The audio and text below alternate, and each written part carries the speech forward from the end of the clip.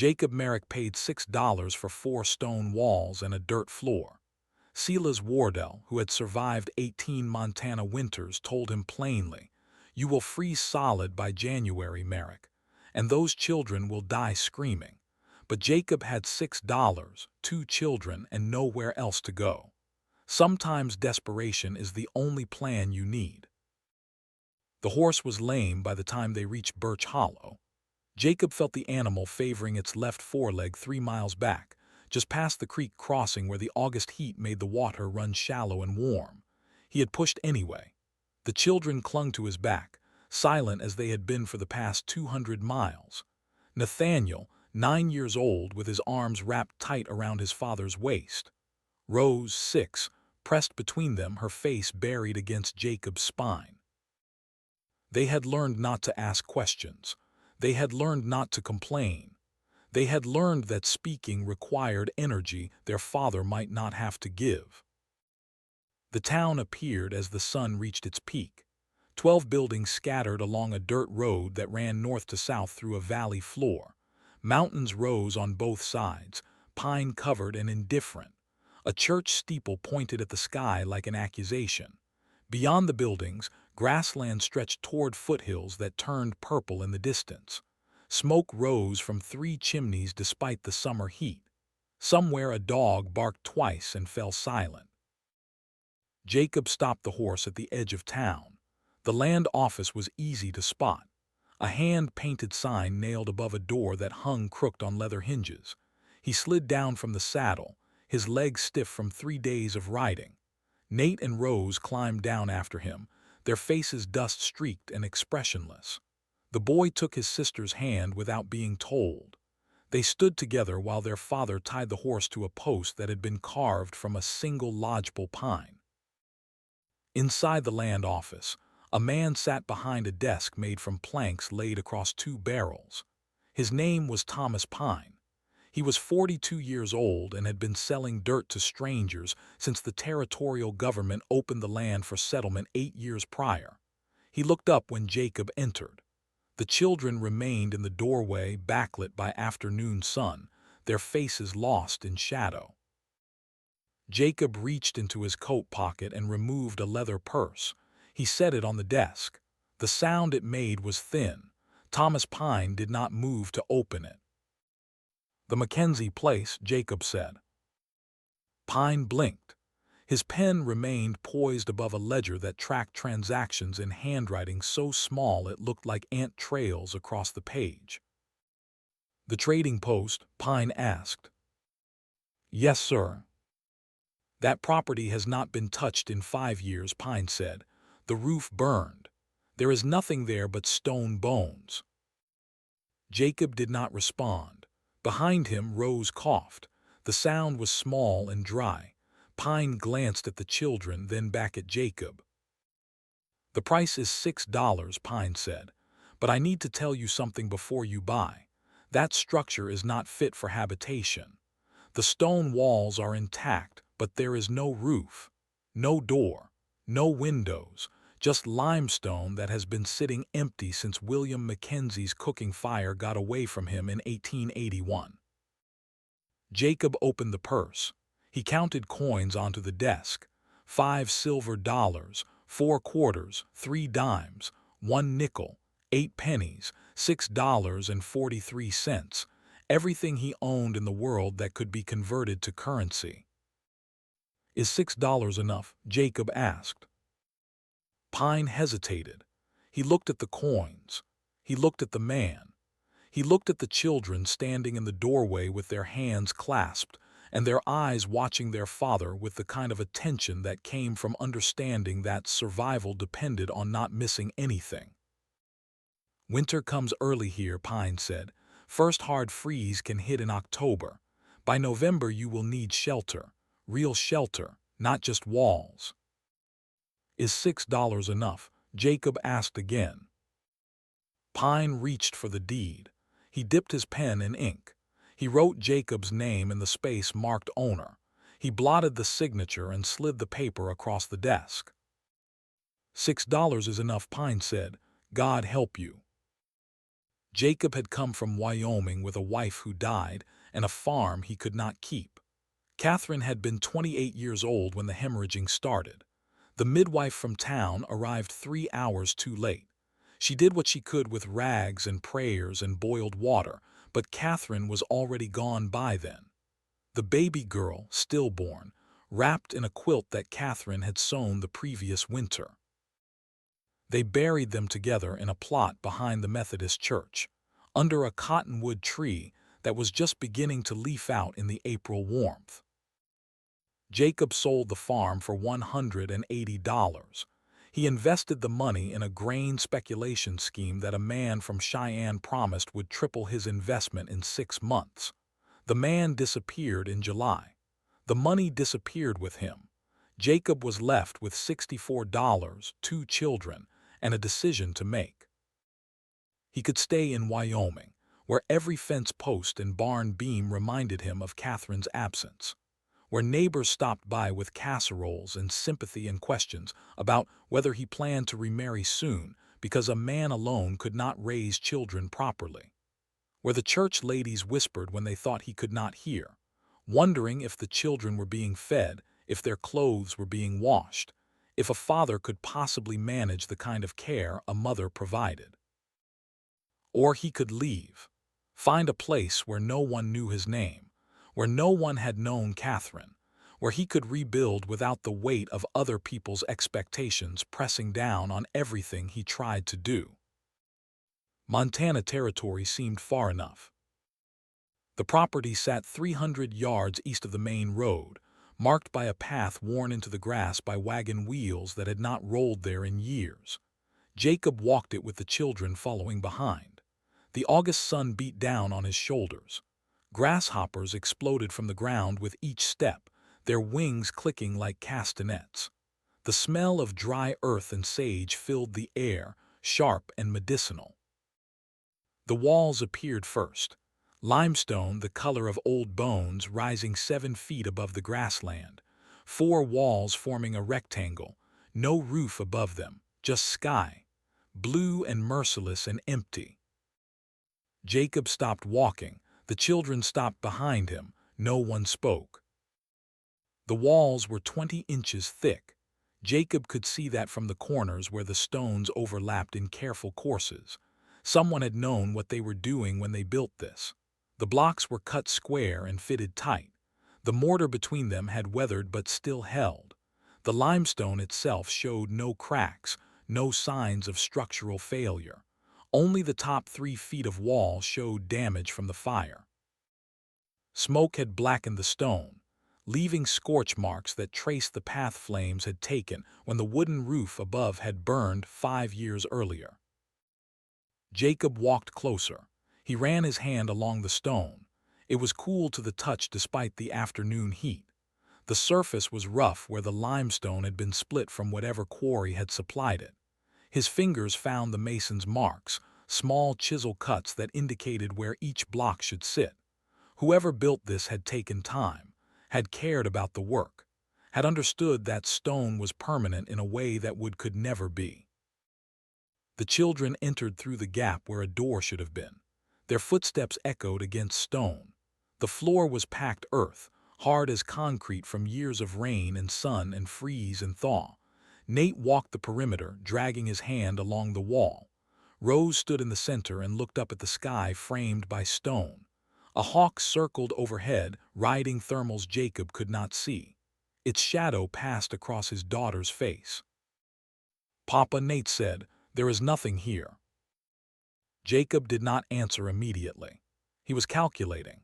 18 feet by 22 feet, 396 square feet of floor space, walls 7 feet high, volume enough for a family of 3 if he could somehow close the top, if he could build a roof, if he could convert this roofless shell into something that would keep his children from freezing when the temperature dropped 40 degrees and the wind came screaming down from the mountains with nothing but malice in its heart.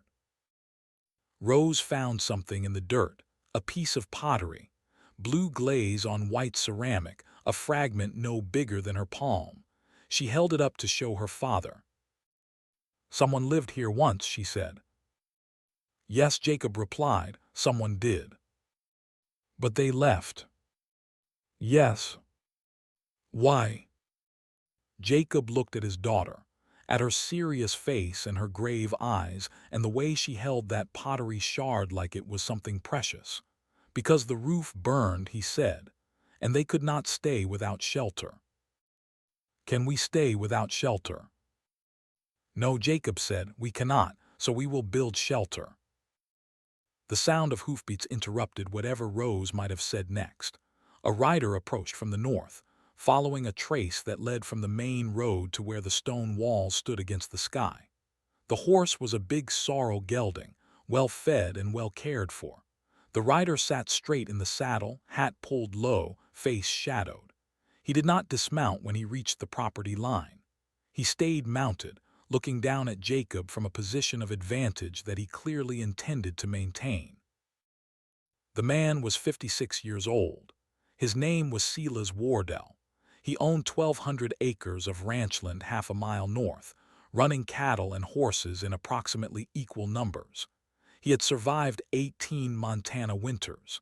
He had buried 2 infant sons and 1 wife. He had remarried a woman named Martha who was stronger than his first wife and meaner when the situation required it. He had a daughter named Abigail who taught school in town, and a grandson named Samuel who was 11 and learning to break horses. Silas knew the land. He knew the weather.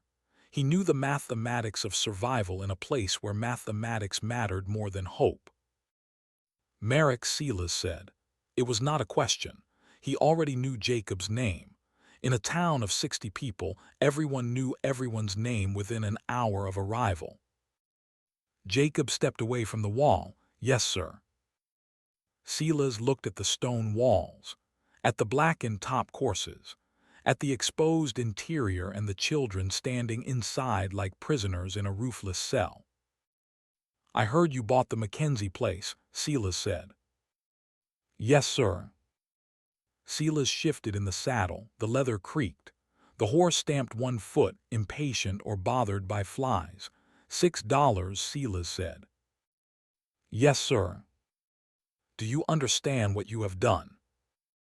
Jacob waited. The question seemed rhetorical.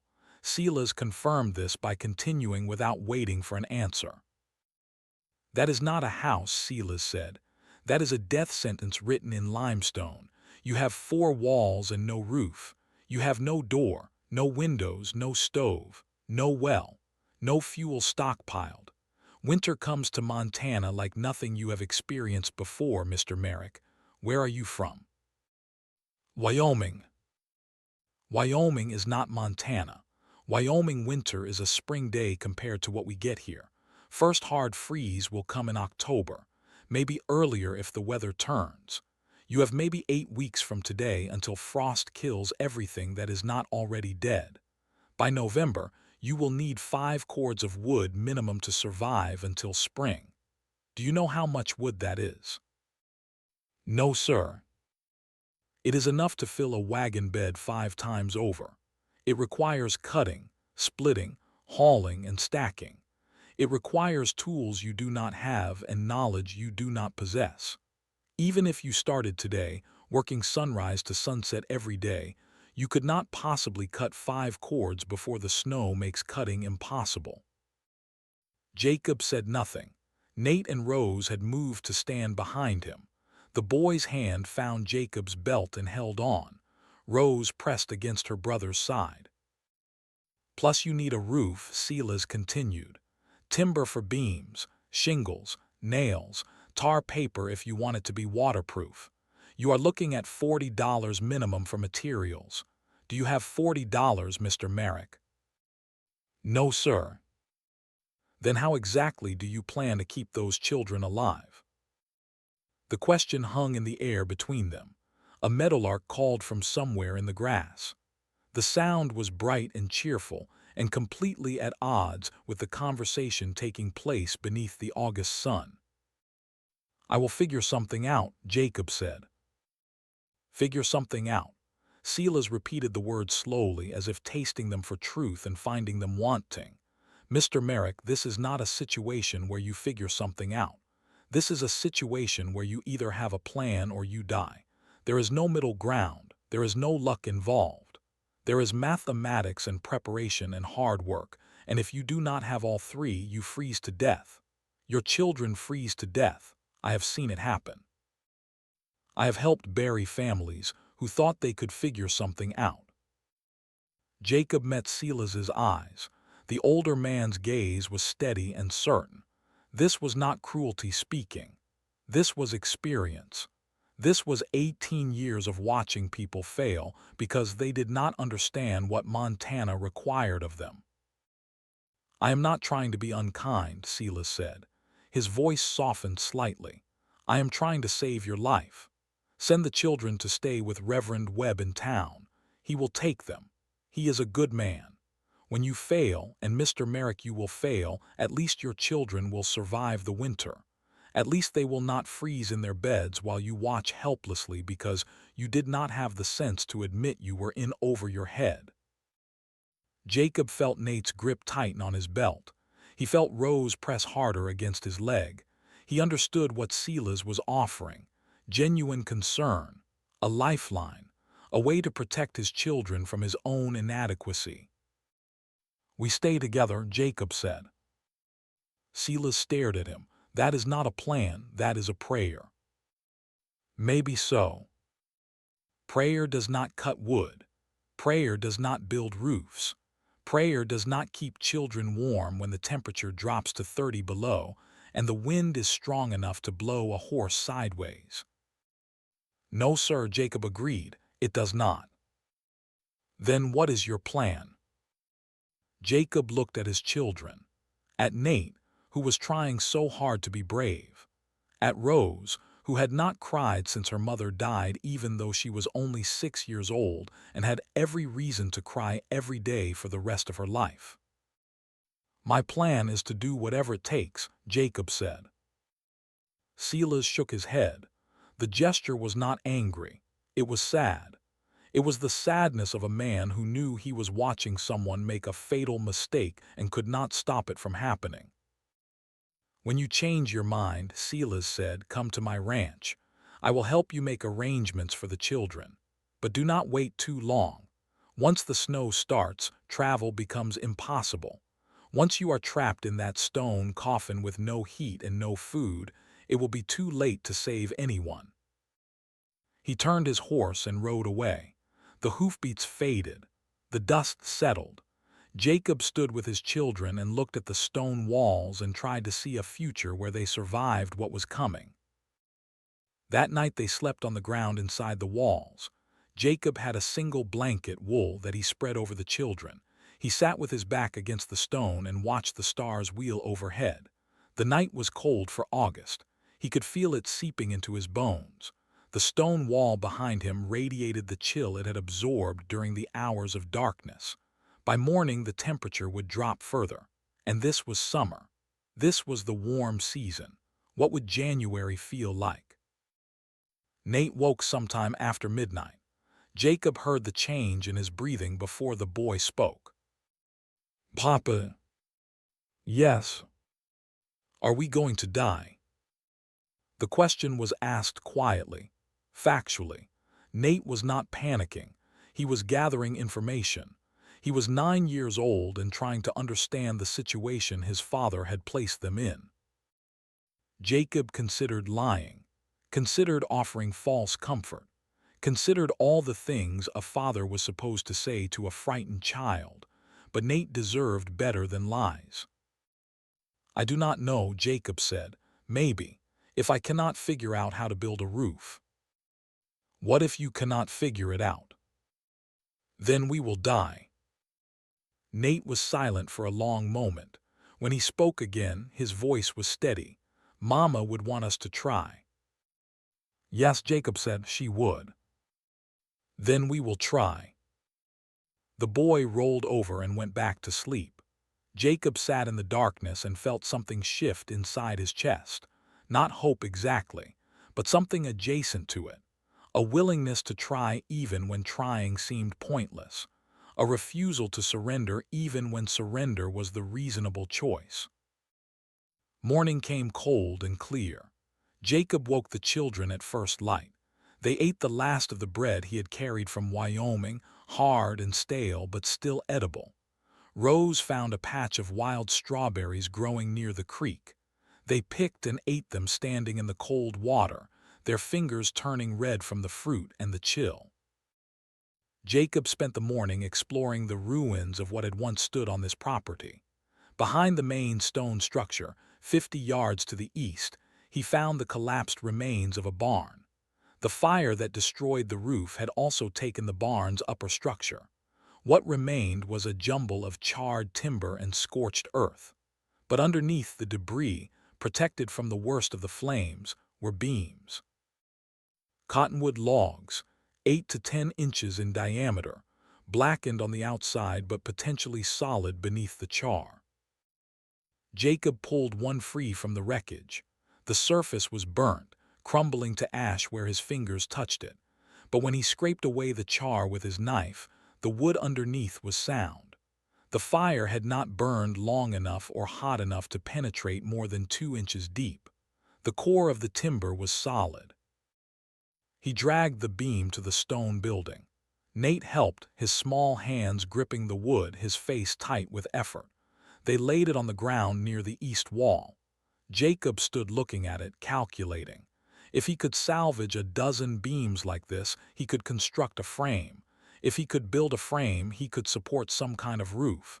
But what kind of roof? Timber and shingles required money he did not have. Canvas would rip in the first strong wind. Sod was a possibility. He had seen sod houses on the prairie, thick walls of earth and grass roots that held heat better than wood. But a sod roof over stone walls? He had never heard of such a thing. And even if it could be done, sod was heavy. Would the walls support the weight? Would the salvaged timbers hold? The questions multiplied faster than answers appeared. 3 days passed in gathering timber. Jacob and Nate worked from sunrise to sunset, dragging beams from the barn ruins to the stone building. Rose carried water from the creek in a bucket that was almost as big as she was.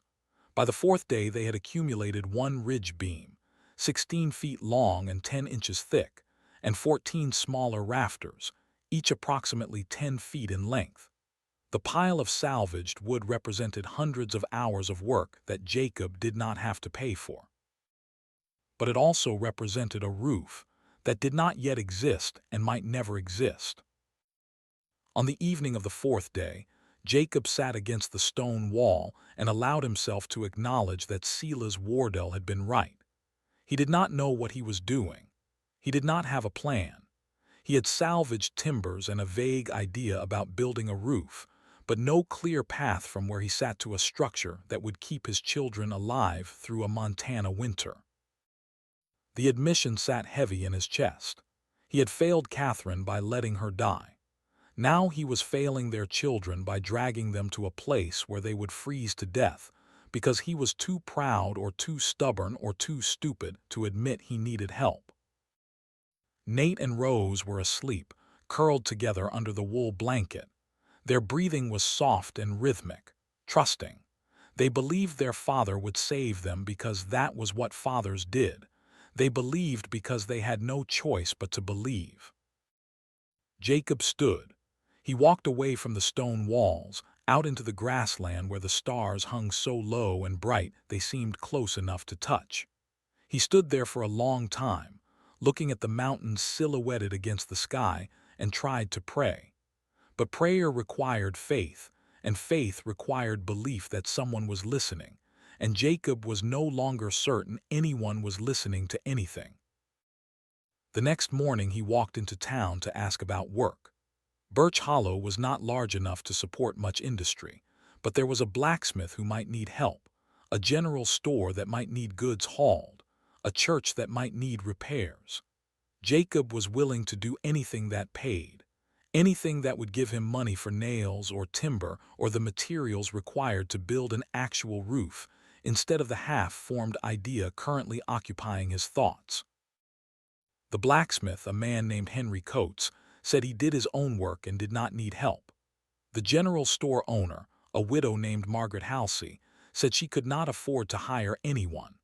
Reverend Marcus Webb offered sympathy and prayers but no employment. By noon, Jacob had exhausted every possibility in town.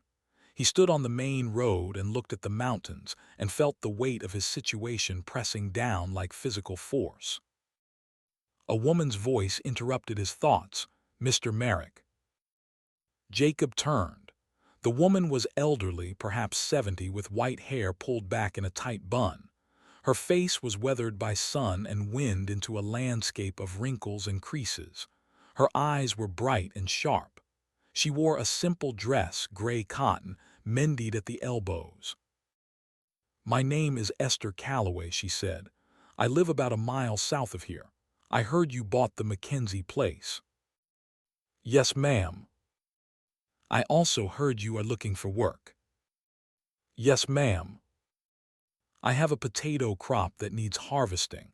I cannot pay cash, but I can pay in food. Potatoes, some dried apples, cornmeal if you are willing to work for it." Jacob calculated quickly. Food was nearly as valuable as cash. Food meant his children would eat. Food meant he could extend the small supply of provisions he had brought from Wyoming. "I will work for food," Jacob said. "Good, come tomorrow morning. Bring a strong back. The potatoes will not dig themselves." Esther Calloway's farm was a collection of weathered buildings surrounded by cultivated fields that had been carved from grassland through what must have been years of backbreaking labor. She lived alone. Her husband had died 6 years earlier. She managed the property through a combination of stubbornness and knowledge accumulated over 5 decades of farming in places where farming should not have been possible. Jacob arrived at dawn. Esther handed him a shovel and pointed at a field where potato plants were beginning to yellow with the approach of autumn. He worked steadily, digging and collecting, filling bushel baskets that Nate helped carry to the root cellar behind Esther's house. Rose picked up loose potatoes that Jacob missed, her small hands efficient and careful. By mid-morning the sun had burned off the chill. By noon the heat was oppressive. Jacob's shirt was soaked with sweat. His hands had developed blisters that broke and bled and formed new blisters underneath. But he kept working. The alternative was returning to his children with nothing. Esther brought water at regular intervals. She watched Jacob work with the assessing eye of someone who understood the value of labor. When she finally called a halt for the midday meal, Jacob had filled 27 bushel baskets. They ate in the shade of Esther's porch. Bread and cheese and cold well water.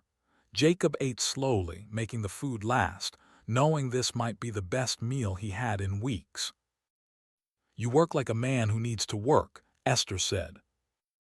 "Yes, ma'am." "You also work like a man who does not know how to pace himself. You will be useless tomorrow if you destroy your hands today." Jacob looked at his palms. The skin was raw and weeping. He had not noticed how bad it had gotten. Esther disappeared into her house.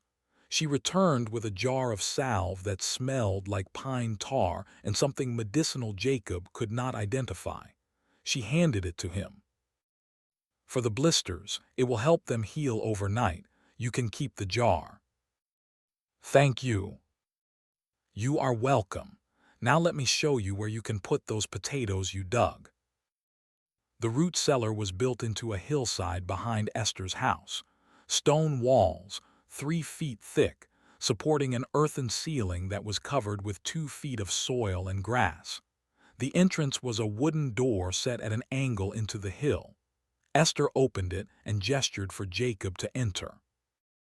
The temperature inside was immediately different, cool, almost cold.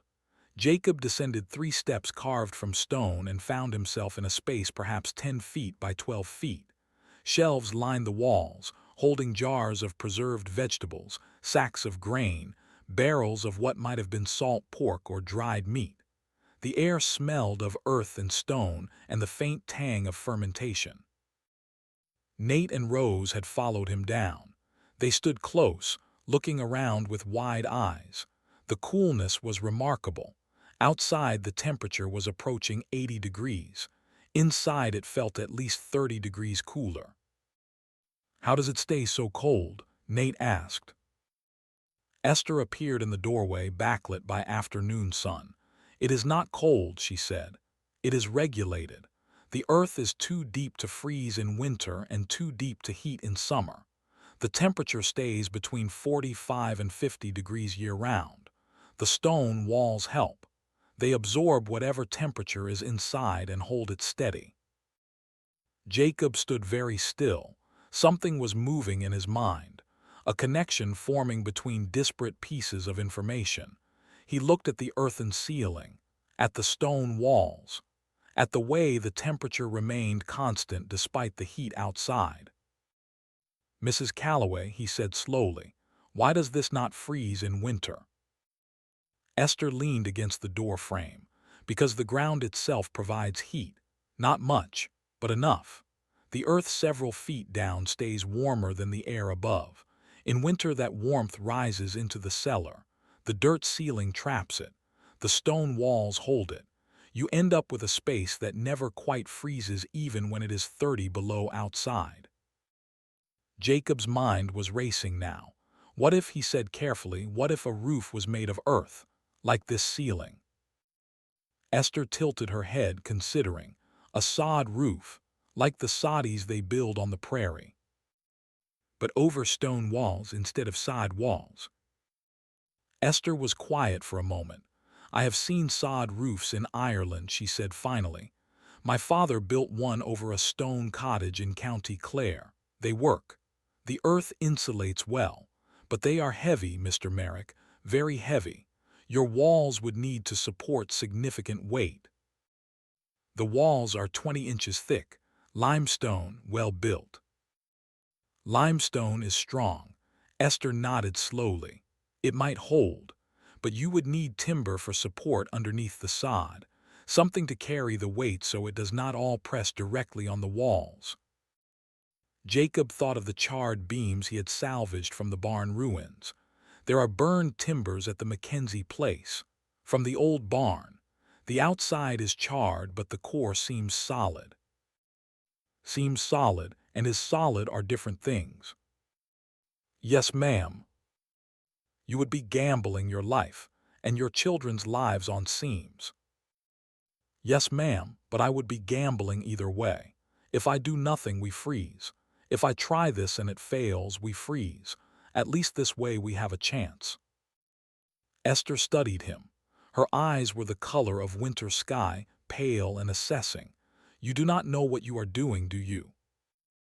"No, ma'am, I do not." "But you are going to try anyway." "I have to." Esther was quiet for a long moment. Then she nodded once, a sharp, decisive movement. "All right, I will help you. Not with labor. I am too old to be hauling timber or cutting sod. But I can teach you what my father taught me about stone and earth and how to make them work together. And when you need something you cannot afford, we will figure out a trade." Jacob felt something ease in his chest. "Thank you." "Do not thank me yet. You might still die. But at least you will die trying something interesting instead of just sitting there waiting for winter to kill you." They worked through the afternoon harvesting potatoes. When the light began to fail, Esther paid Jacob in food: 20 pounds of potatoes, 10 pounds of cornmeal, a small sack of dried apples, enough to feed his children for 2 weeks if he rationed carefully. Jacob and Nate loaded the food into a sack and prepared to leave. Rose was already asleep, curled up on Esther's porch, exhausted from a day of work. "Mr. Merrick," Esther said as Jacob lifted his daughter, "what you are planning to do, this earth roof over stone walls, it is not impossible, but it is difficult. You will need to salvage those timbers carefully. You will need to cut sod in a way that preserves the root structure. You will need to build a frame that distributes weight evenly. Do you understand any of those things? No, ma'am. Then you will learn. That is what people do when survival requires it. They learn. Jacob walked back to the stone walls carrying Rose in his arms. Nate walked beside him, carrying the sack of food. The August evening was cooling rapidly. Stars were beginning to appear in the east. When they reached the property, Jacob laid Rose on the blanket and sat with his back against the stone wall. His hands throbbed. His back ached. But for the first time since buying this property, he had something that resembled a plan. Stone walls that held temperature steady, an earthen roof like a root cellar ceiling, salvaged timbers to support the weight. It was not a good plan. It might not even be a viable plan, but it was more than he had possessed that morning. Nate sat beside him. Papa. Yes. Is Mrs. Calloway right? Can we really build a roof from dirt? I do not know, Jacob said honestly, but we are going to try. What if it does not work? Jacob looked at his son, at the serious face and the eyes that had seen too much death for someone so young. Then we will have tried, he said. That is all anyone can do. Nate nodded slowly. He understood. At 9 years old, he understood that trying and failing was still better than not trying at all. They sat together in silence as the stars multiplied overhead. The stone wall behind them radiated the day's stored heat, slowly releasing warmth into the cooling air. Jacob pressed his hand against the limestone. It was still warm, still holding what the sun had given it. The principle was simple. Stone absorbed heat. Stone released heat. If he could build a roof that trapped that heat, instead of letting it escape into the empty sky, if he could create an enclosed space where warmth could accumulate instead of dissipate, then maybe, possibly, they could survive. The mathematics still did not work. Silas Wardell had been right about that. Jacob did not have enough time to cut 5 cords of wood. He did not have money for proper building materials. He did not have experience or expertise or any of the things that conventional wisdom said were required for success. But he had stone walls that held heat. He had salvaged timbers that might be strong enough. He had an idea borrowed from a root cellar and an old woman's memory of Ireland. And he had 2 children who deserved a father who tried even when trying seemed hopeless. September was 6 days away. First frost would come in October. By November, the real cold would arrive, the kind of cold that killed without mercy or hesitation. Jacob had perhaps 8 weeks to build a roof that had never been built before, using materials he did not fully understand, based on a principle he had observed but could not explain. 8 weeks to do the impossible. He looked at Nate and Rose, sleeping peacefully under the wool blanket, trusting that their father would protect them from what was coming. Their faith was absolute, their belief unshakable. They had no idea how close they were to freezing to death. They had no idea their father was making everything up as he went along. Maybe that was better. Maybe not knowing was a gift. Jacob stood and walked to the pile of salvaged timbers. He selected the ridge beam, the longest and thickest piece. He dragged it to the stone walls and laid it across the width, measuring by eye, 16 feet long. The building was 18 feet wide. He would need to extend the beam somehow, or find a different configuration, or accept that the roof would not span the full width. Problems multiplied, but so did possibilities. He worked until full darkness made working impossible. Then he sat with his back against the stone and let exhaustion pull him toward sleep. Tomorrow he would begin building something he did not know how to build. Tomorrow he would start solving problems he did not know how to solve. Tomorrow he would take the first step on a path that led either to survival or death with no middle ground between them. Silas Wardell had said prayer did not cut wood or build roofs. That was true. Prayer was useless for practical matters, But stubbornness might not be useless. Observation might not be useless. Desperation might be the most useful thing of all. Jacob closed his eyes and felt the stone wall warm against his back, felt his children breathing nearby, felt the weight of responsibility and terror and something that was not quite hope, but was close enough to keep him moving forward. $6.43, 4 stone walls, an earthen roof that existed only in theory, 2 children who trusted him completely. Sometimes desperation was the only plan you needed. Sometimes desperation was enough. Building a roof from dirt and burned wood seemed insane. Silas Wardell said so every time he rode past. But Jacob Merrick had learned something in cavalry. When you cannot win with strength, you win with stubbornness. And desperation makes men very, very stubborn. The first timber came free on September 25th. Jacob had been working at it since dawn, digging through ash and charred debris, clearing away the collapsed upper structure of what had once been William Mackenzie's barn. The beam was cottonwood, 10 feet long and 8 inches thick at the narrowest point. The outside was black with char, crumbling to powder where his hands gripped it. But when he scraped away the burnt layer with his knife, the wood underneath was pale and solid. Nate stood watching, his hands ready to help, though his 9-year-old frame could contribute little actual strength. His role was different. He observed. He learned. He asked questions that forced his father to think through each step instead of simply reacting. "How do you know it is strong enough?" Nate asked. Jacob pressed his thumb against the exposed wood. The surface was hard, dense, no soft spots, no rot. "I do not know for certain," he said. "But the fire burned the barn 5 years ago. If the core was going to rot, it would have rotted by now." "What if you are wrong?" "Then the roof collapses and we die." Nate considered this. "Should we test it?" "Hell. Put weight on it, see if it breaks." Jacob looked at his son. The boy's face was serious, thoughtful. He was not being morbid. He was being practical. Testing a beam on the ground was safer than trusting it once it was supporting a roof over their heads. "That is good thinking," Jacob said. "Help me drag it clear of the rubble." They pulled the beam away from the collapsed barn.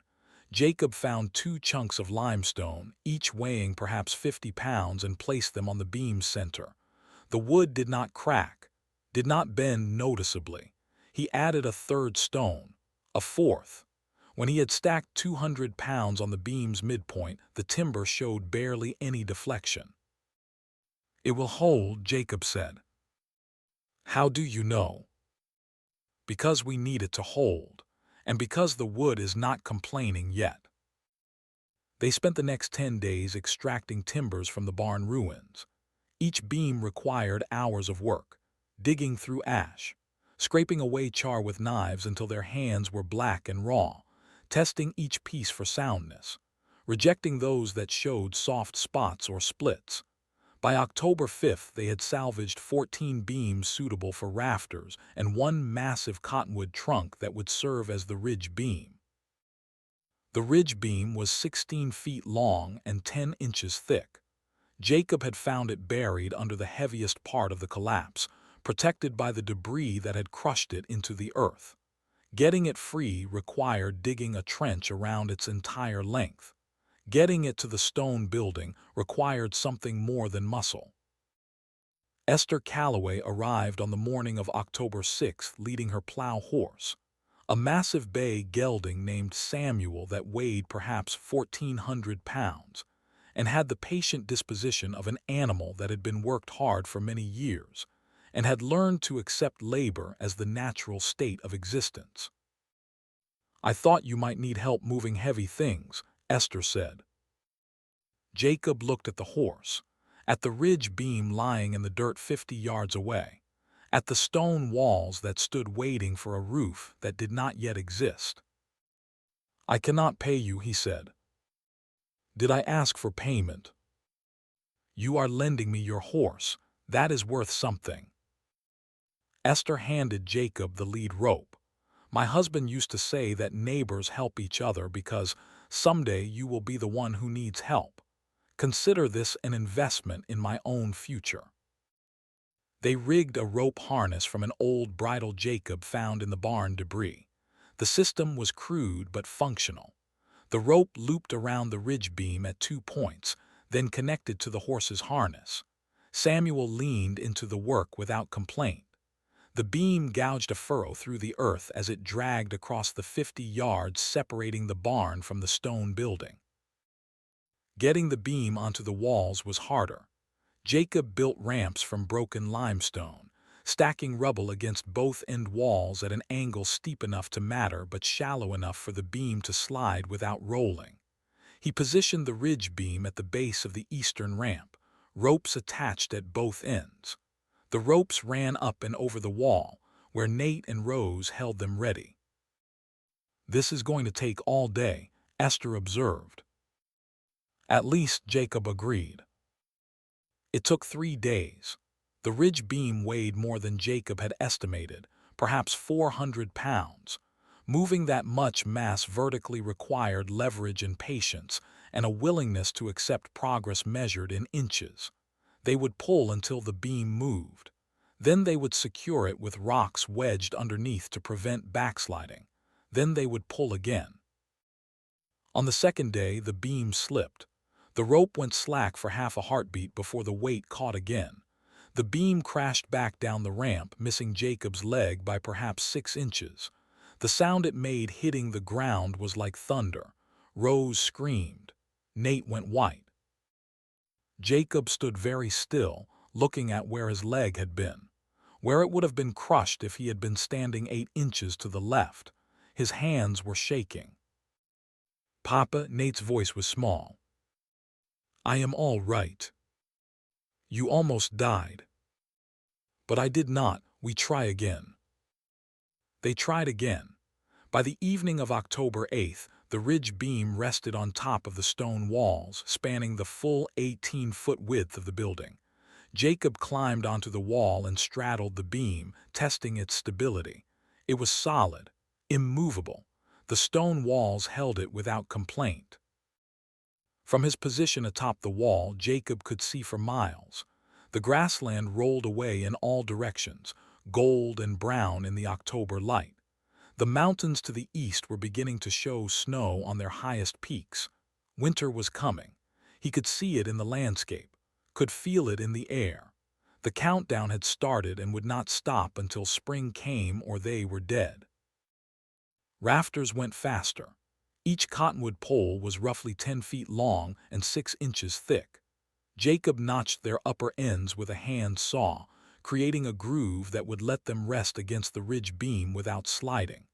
The lower ends would rest directly on the stone walls. The entire structure would be held together by gravity and prayer, and the hope that his carpentry was adequate despite having no training in carpentry.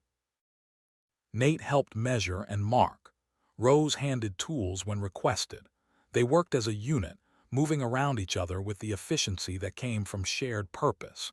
Jacob found himself teaching without meaning to teach, showing Nate how to sight along a beam to check for straightness, explaining why the notches needed to be identical so the weight would distribute evenly, watching his son absorb the information and begin to anticipate the next step before being told. "You are good at this," Jacob said on the 5th day of rafter installation. Nate looked up from the beam he was measuring. At what? Learning, paying attention, seeing what needs to happen next. The boy shrugged. "Mama used to say I had a head for puzzles." Jacob felt the familiar ache that came whenever Catherine was mentioned. "She would have been proud of you," he said. "I know," Nate replied. "That is why I am helping." By October 15th, all 14 rafters were in place. They stretched from the ridge beam to the walls at regular intervals, creating a skeleton frame that looked almost like a roof if you did not think too hard about the fact that it was entirely open to the sky. Jacob stood inside the building and looked up at the framework he had created. It was not beautiful. It was not professional, but it was there. It existed. And it had cost him nothing but labor and salvaged materials, and 3 near disasters that could have killed him, if luck had been slightly different. Esther came by that evening to collect her horse. She walked around the building twice, examining the timber work from every angle. "It will hold the weight," she said finally, "if you build the brush layer properly." "How do I build the brush layer properly?" Esther looked at him. "You weave willow branches across the rafters, tight enough that dirt will not fall through, flexible enough that the weight of the sod will press it down and create a seal. My father used hazel in Ireland, but willow will work. You cut branches finger thick and longer than the span between rafters. You weave them like basket work." "I do not know how to weave baskets." "Then you will learn. That seems to be your method, Mr. Merrick. Do things you do not know how to do and learn by not dying." She left. Jacob stood looking at the rafter framework and tried to imagine willow branches woven between the beams. Tried to imagine sod laid on top of the willow. Tried to imagine the entire structure holding together through winter storms and snow load and temperatures that would make wood contract and stone crack. The first hard frost came on October 12th, 3 days earlier than Silas Wardell had predicted. Jacob woke to find ice crystals coating the grass, sparkling in the dawn light like scattered diamonds. The water bucket had a skim of ice across its surface. Rose's breath came out in clouds as she slept. The temperature inside the stone walls was perhaps 38 degrees. Outside it was 28. Jacob lit a small fire from deadwood he had been collecting. The flames gave more comfort than warmth. He sat close to it and tried to calculate how much time remained. First frost meant winter was perhaps 4 weeks away. Real winter, the kind that killed. He had a roof frame but no covering. He had no stove, no fuel stockpiled, no food stores beyond what Esther had traded for his labor. The mathematics remained impossible, but the mathematics had been impossible from the beginning. That had not changed. What had changed was Jacob's understanding of how to proceed. He could not afford to buy materials. Therefore, he would use materials that required no money. He could not afford to hire help. Therefore, he would do the work himself. He could not afford to fail. Therefore, failure was not an option he would consider. Willow grew thick along the creek bottom. Jacob spent 2 days cutting branches, selecting pieces that were straight and flexible and long enough to span the distance between rafters. Nate helped strip the leaves. Rose sorted the branches by length. They accumulated a pile of willow that looked far too small for the task at hand. Esther arrived unannounced on October 17th. She carried a bundle of willow switches and a ball of twine. "I brought examples," she said. "Sit down and watch." She demonstrated the weaving technique. Over, under, over, under. Each willow branch threaded through the rafters in a pattern that created a lattice tight enough to support weight but flexible enough to compress under load. Her hands moved with the certainty of muscle memory developed over decades. When she finished, a section of roof perhaps 2 feet by 3 feet was covered in woven willow. "Now you try," she said. Jacob tried. His fingers were clumsy. The willow fought him. The pattern that had looked simple when Esther did it became complicated when he attempted it. Branches snapped. The weaving came loose. After an hour he had completed a section half the size of Esther's and twice as sloppy. "It will get easier," Esther said. "Everything does." "How long did it take you to learn?" "Years, but you do not have years. You have weeks, so you will learn faster." She left him to it. Jacob worked through the afternoon, through the evening, into the darkness by firelight. Nate brought him food. Rose brought him water. He worked until his fingers bled and his back screamed and the willow branches finally began to cooperate. By October 20th, the entire roof frame was covered in woven willow. The lattice was not perfect. Some sections were tighter than others. Some branches were thicker than they should have been. But from the ground looking up, it created a ceiling, a barrier, something that dirt could rest on without falling through. Jacob stood in the center of the building and looked at what he had created. Charred timbers and salvaged wood and willow branches woven by hands that had never woven anything before.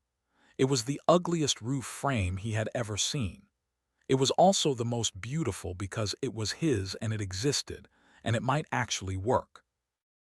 The next problem was sod, prairie sod, the thick mat of earth and grass roots that held the soil together and made the grassland nearly impossible to plow without proper equipment. Jacob needed to cut it, shape it, lift it onto the roof in sections heavy enough to provide insulation but not so heavy they would collapse the willow lattice. He had no breaking plow, no tools designed for sod cutting. What he had was a shovel and a knife and a willingness to do things the hard way. The sound of hoofbeats interrupted his planning. Jacob looked up to see a rider approaching from the north. Not Sela's this time. A woman, young, perhaps 24 or 25. She sat her horse well back straight, hands light on the reins. When she drew close enough for Jacob to see her face, he recognized her. Abigail Wardell, Sela's daughter, the school teacher. She dismounted before he could speak. Behind her saddle, a plow horse followed on a lead rope. The animal was huge, a draft crossbreed with feathered hooves and the patient eyes of something bred for work. "Mr. Merrick," Abigail said, "I heard you need to cut sod." Jacob glanced at the plow horse, then back at Abigail. "How did you hear that?" "Mrs. Calloway mentioned it. She also mentioned you do not have the equipment to do it properly." "I do not." Abigail handed him the lead rope. "This is Chester. He is trained to breaking plow. I can lend him to you for 3 days. That should be enough time to cut what you need."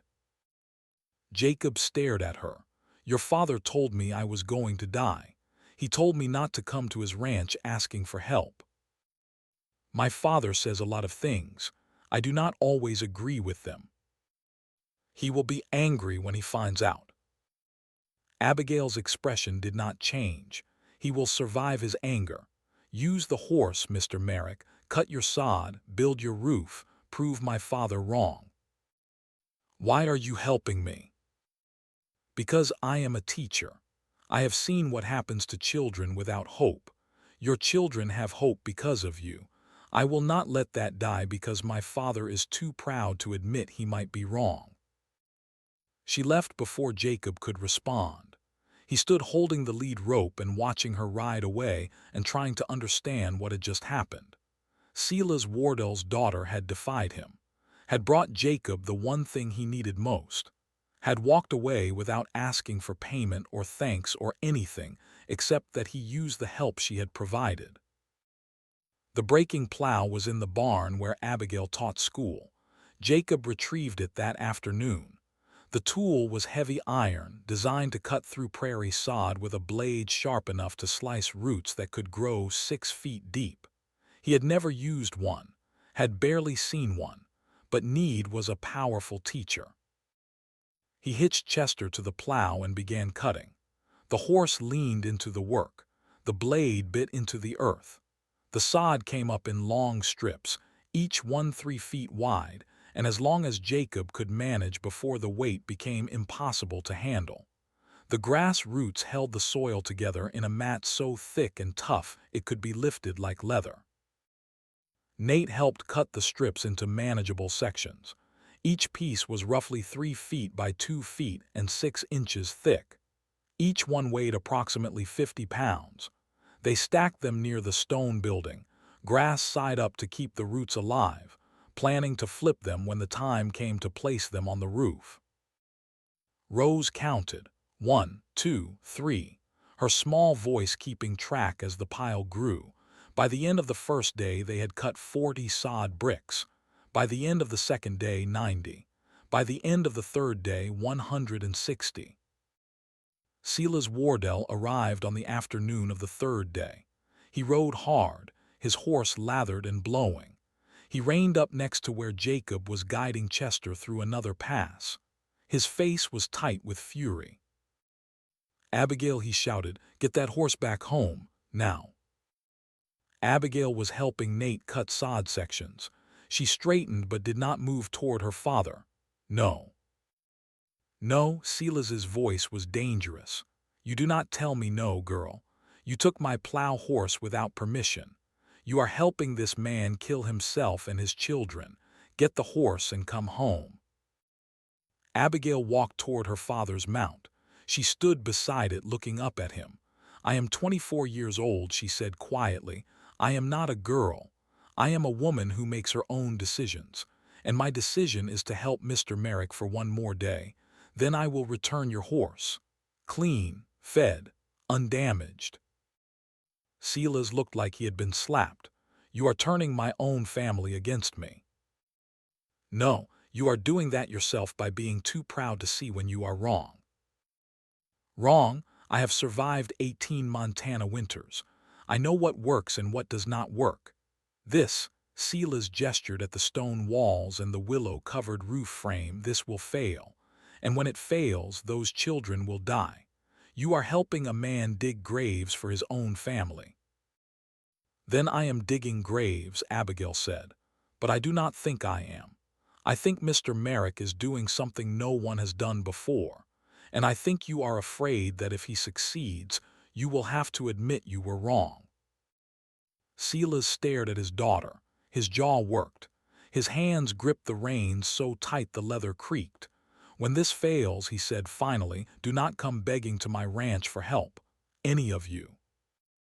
He wheeled his horse and rode away. The sound of hoofbeats faded. Abigail stood watching him go. Her hands were shaking slightly, but her face was calm. "I am sorry," Jacob said. "I did not mean to come between you and your father." "You did not." Abigail turned to look at him. "My father is a good man, but he has been right for so long he has forgotten how to be wrong. Someone needs to teach him. Might as well be you." She returned to cutting sod. Jacob watched her for a moment, this young woman who had risked her father's anger to help a stranger. Then he went back to work. By October 26, they had cut and stacked 180 sod bricks. Abigail returned Chester to her father's ranch. Jacob began the process of lifting the sod onto the roof. Each brick required climbing a ladder he had built from scrap lumber. The ladder was crude, rungs uneven, but it held his weight. He would climb with a sod brick balanced on his shoulder, position it on the willow lattice grass side down, then climb back down for the next one. The work was brutal. His legs burned. His shoulders screamed. But the roof began to take shape. Nate climbed the ladder with him when the bricks became too heavy for Jacob to manage alone. 9 years old and strong enough to help lift 50 pounds of earth and roots. Rose counted from below. 27, 28, 29. Her voice a steady rhythm that marked progress. Esther appeared on the evening of October 28th. She watched Jacob place a sod brick, climb down, climb back up with another. After the third trip she spoke. "You are doing it wrong." Jacob paused on the ladder. "How?" "Too slow. At this rate you will be here until Christmas. You need help." "I cannot pay for help." "Did I say anything about payment?" Esther walked to the stack of sod bricks. She bent, her back cracking audibly, and lifted a brick onto her shoulder. She was 70 years old and carrying 50 pounds like it was nothing. "Where does it go?" "Grass side down. Start at the bottom and work up so each row overlaps the one below." Esther climbed the ladder, placed the brick, climbed down, went back for another. "My husband used to say, talk less, work more. Good advice, you should take it." They worked in shifts until dark. Then they worked by lantern light until Jacob's hands could no longer grip the ladder rungs. In 9 hours they placed 42 bricks. The roof was more than half covered. What had seemed impossible that morning had become merely difficult. Esther left without saying goodbye. Jacob stood in the darkness looking at the earthen roof taking shape above him. Tomorrow they would finish. Tomorrow this structure would have walls and a roof. Tomorrow it would become something that could be called shelter. November 2nd. The last sod brick went into place at 3 in the afternoon. Jacob pressed it tight against its neighbors, making sure the grass roots would knit together and create a single continuous mat. Then he climbed down and stepped back to look at what he had built. The roof was 8 inches thick. Earth and grass and roots compressed together into a layer that covered the entire willow lattice. The weight was enormous, perhaps 2 tons, maybe 3, all of it pressing down on charred timbers and woven willow and stone walls. Jacob held his breath. The rafters creaked. The walls settled with a sound like distant thunder. Then everything went quiet. The structure held. Nate and Rose stood beside their father, looking up. The building no longer looked like a ruin. It looked like something deliberate, something built with purpose. The stone walls and earthen roof created a structure that belonged to the landscape, as if it had grown from the ground rather than been constructed on top of it. "Is it done?" Nate asked. "Almost. We need a stove, fuel, food for the winter, but the roof is done." Rose reached up and took Jacob's hand. "It is a good roof, Papa." "Yes," Jacob said, "it is a good roof." Silas Wardell rode past that evening. He did not stop, did not speak, but Jacob saw him slow his horse, saw him examine the roof, saw something shift in his expression, not quite respect, not quite belief, but something adjacent to both. The problem now was heat. Jacob had built shelter, but shelter without warmth was just a slower way to freeze to death. He needed a stove. He needed fuel. He needed both immediately because winter was perhaps 2 weeks away and getting closer with every cold night. Behind the collapsed barn, buried under debris that Jacob had moved and replaced a dozen times while salvaging timbers, was a cast iron stove, box style, approximately 2 feet wide and 3 feet long. It had been William Mackenzie's stove before the fire. It had survived when the barn had not. Jacob dug it out on November 3rd. The stove was intact except for a crack in the firebox that ran the length of his hand. The crack was along the bottom where flames burned hottest. Without repair, any fire he lit would leak through the gap, filling the room with smoke or catching the floor or both. With repair, if repair was possible, the stove would work, would heat the stone shelter, would keep his children alive. Iron cement could seal the crack, $2 per can at the general store. Jacob had 43 cents. He sat on the ground next to the stove and tried to think, tried to find a solution that did not require money he did not have.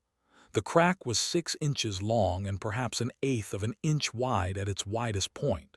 Too big to ignore, too big to risk. Esther found him there an hour later. She looked at the stove, at the crack, at Jacob's face. "Iron cement," she said. "You need iron cement." "Yes, ma'am." "Reverend Webb might have some. My late husband bought supplies from him occasionally. The church keeps things for emergencies." Jacob stood, worth asking. Esther studied him.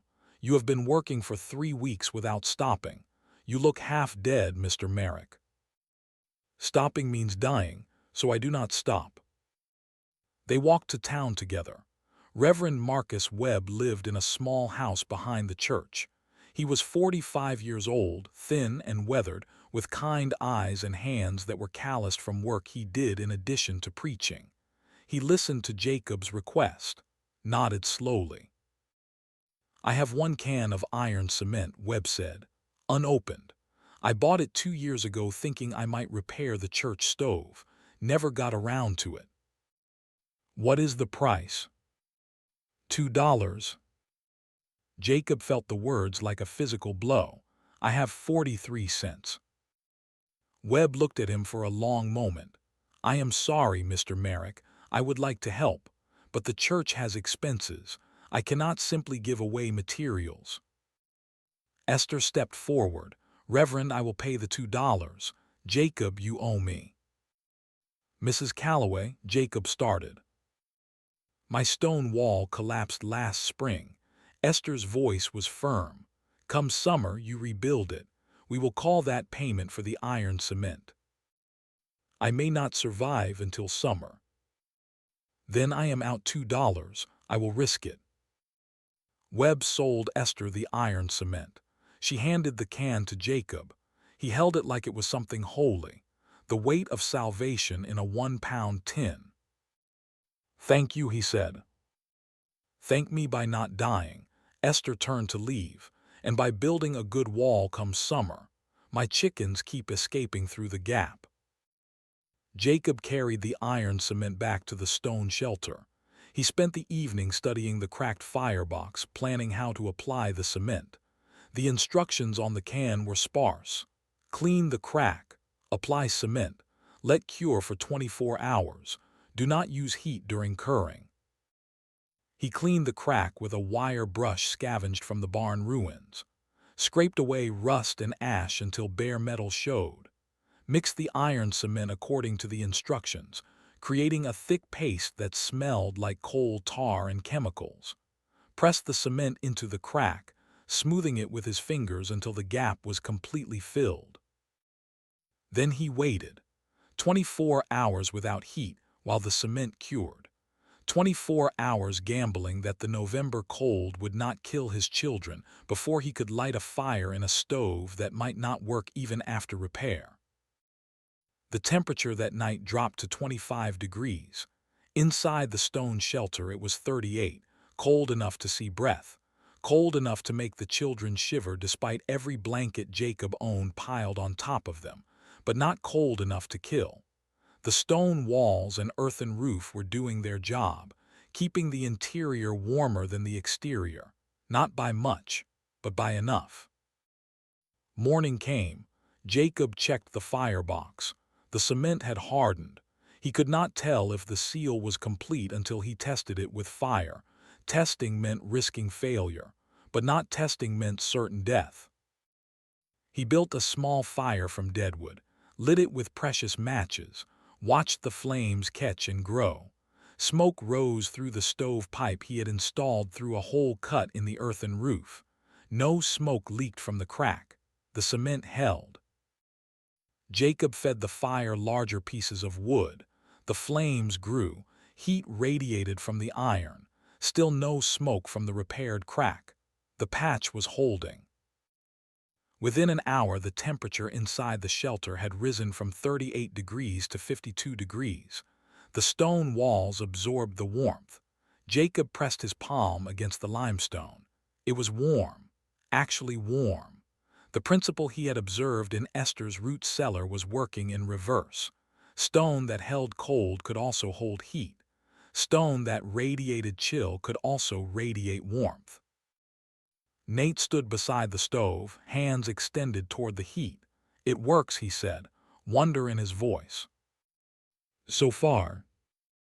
This is what winter will feel like." Jacob pulled his son close. "I do not know. We will find out together." November brought cold that was different from Wyoming cold. Montana cold had teeth. It bit through clothing and found skin. It made breathing hurt. It turned water to ice in minutes and froze the ground so hard that digging became impossible. The temperature dropped to 15 degrees on November 8th, to 5 degrees on November 12th, to 8 below zero on November 16th. Each time the cold intensified, Jacob fed the stove and watched the temperature inside the shelter. The stone walls absorbed heat during the day when the fire burned strong. They released it slowly through the night when the fire was banked to coals. The earthen roof trapped warm air instead of letting it escape. The system was working better than Jacob had dared hope. But the system required fuel, and fuel was the one thing Jacob did not have enough of. By November 20th, He had accumulated approximately 3/4 of a cord of cottonwood, dragged from the creek bottom and split with a borrowed axe. He had 2 wagon loads of dried buffalo chips gathered from the prairie before the first snow. He had 40 pounds of cornmeal, 20 pounds of dried beans, a small barrel of salt pork, and a sack of potatoes that would last until January if he rationed carefully. Silas Wardell's mathematics had been correct. 5 cords minimum to survive until spring. Jacob had perhaps 1¼ cords equivalent when the buffalo chips and other fuel sources were calculated. The deficit was enormous, impossible to bridge. But impossible had been the situation since the beginning. That had not changed. What had changed was Jacob's understanding that survival was not about having enough.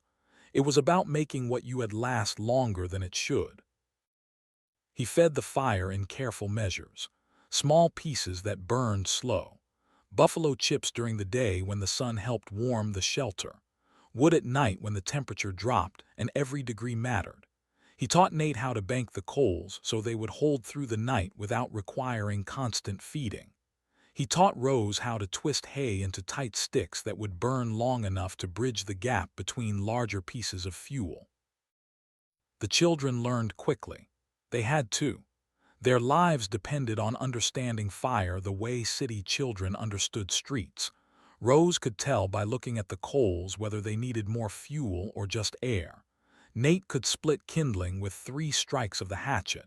They moved around the stove and the fuel pile with the efficiency of old hands. On November 25th, Silas Wardell stopped by. He did not dismount. He sat his horse outside the stone shelter and looked at the smoke rising from the stove pipe. "You are still alive," he said. "Yes, sir." "How much fuel do you have left?" "Not enough." "How long will it last?" "Until it runs out." Silas was quiet for a moment. "That roof held better than I expected," he said. "I will give you that." "Thank you." "The stove seems to be working as well." "Yes, sir." "But survival is not just about shelter, Mr. Merrick. It is about supplies, and you are short. I did the mathematics. Cord and a quarter will get you to January. Maybe early February if you are very careful. What happens after that?" Jacob met his eyes. "We survive anyway." "That is not a plan. That is a prayer." "Then I will pray." Silas shook his head. The gesture was not quite anger, more like resignation. "You are the stubbornest man I have ever met."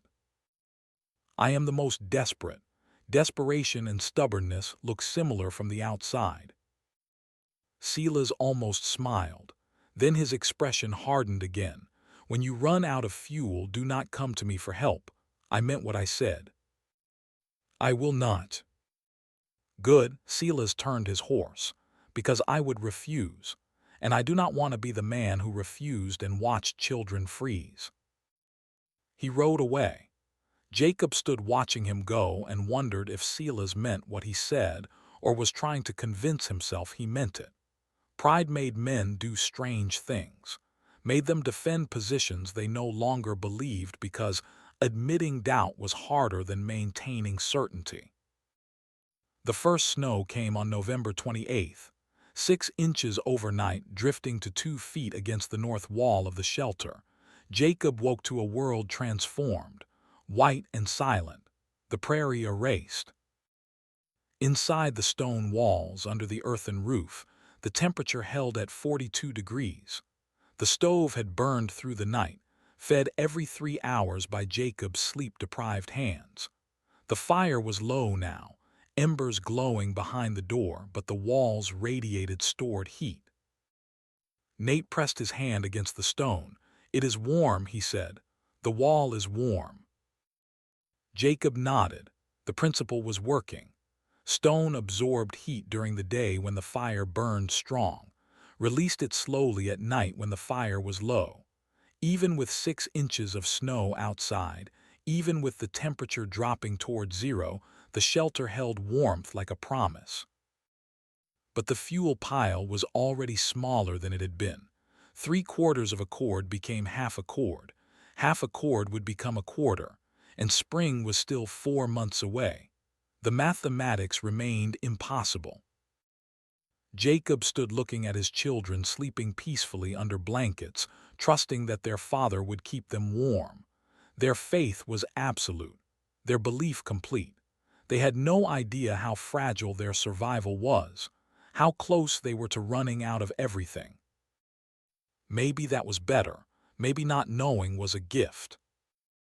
He fed the stove another piece of wood, small, carefully measured, making it last, making everything last, because that was all he could do. Stretch time, stretch fuel, stretch hope until it covered the distance between November and April.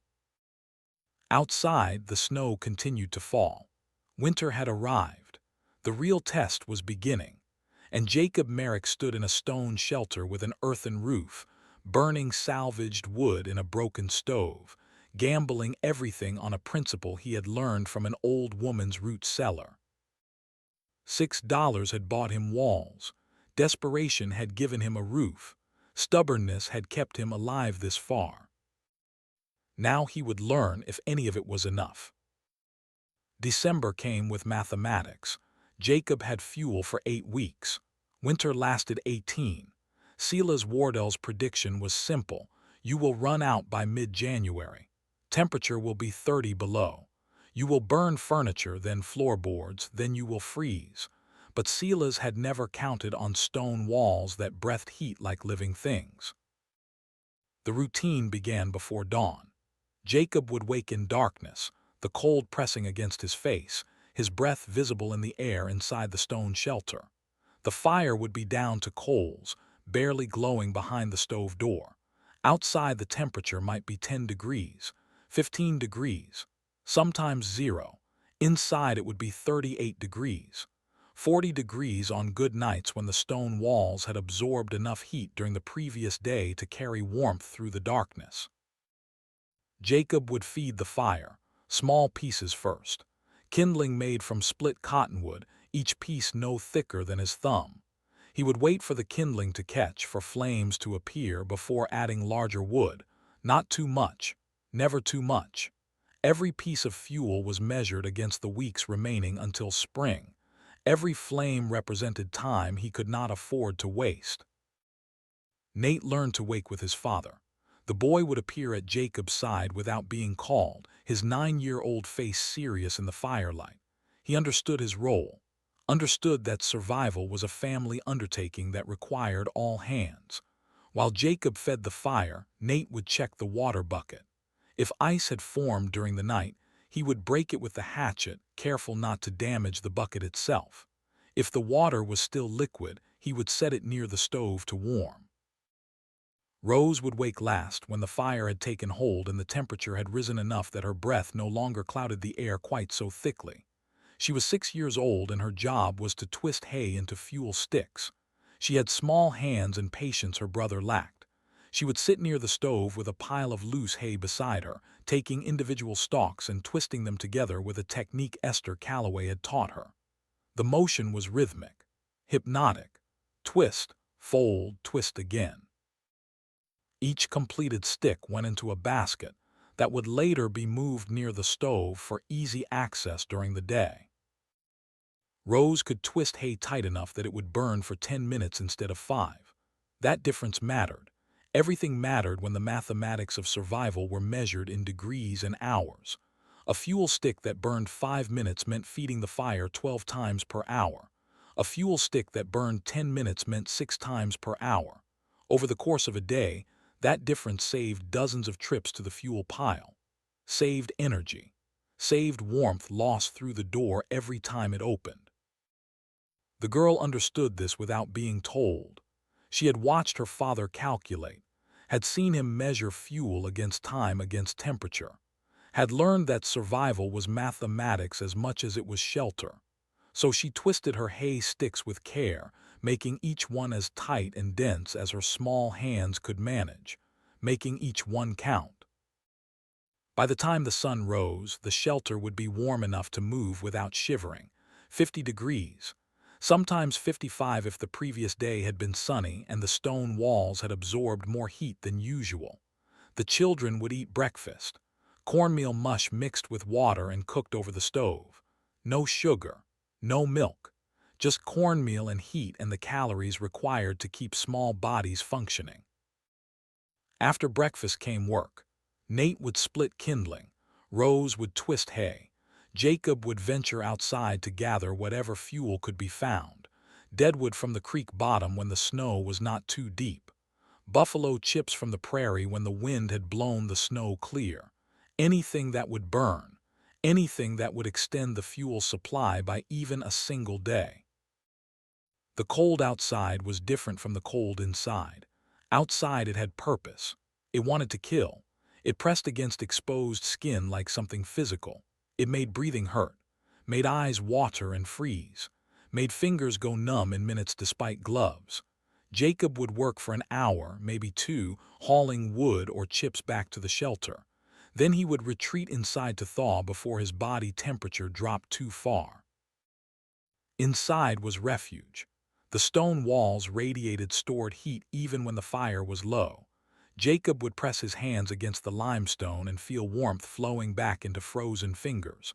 The principle amazed him every time he experienced it. Stone that had been cold to the touch in August was warm in December. The same stone, the same walls, but now filled with heat from the stove instead of cold from the night air. He began documenting the phenomenon in a journal he had started keeping.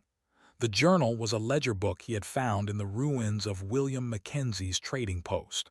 Most of the pages were filled with old accounts, furs traded for goods, debts owed and paid, but the last 30 pages were blank. Jacob used them to record temperatures and observations. December 1st.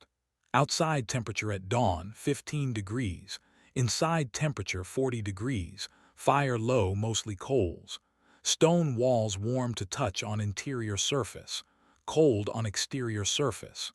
Conclusion: walls absorbing heat from fire, blocking cold from outside. Principle working better than expected. December 10th. Outside temperature, 5 degrees. Inside temperature, 38 degrees. Fire nearly dead, just embers. Walls still radiating warmth. Fed fire minimally. Temperature rose to 48 degrees within 1 hour. Stone walls amplifying stove heat. One piece of wood doing work of 3 because walls hold and return warmth. December 15th. Outside temperature, 8 degrees below zero. Inside temperature, 35 degrees. This is the coldest night yet. Fire banked to coals overnight. Walls kept shelter above freezing despite outside cold that would kill exposed flesh in minutes. Stone giving back what it takes. Cannot explain the physics but can observe the results. We are alive because these walls remember heat. Nate would read the entries when Jacob was outside gathering fuel. The boy understood numbers. Understood that the temperature inside should not be 40 degrees when the fire was low and the outside temperature was below zero. Understood that something unusual was happening with these walls.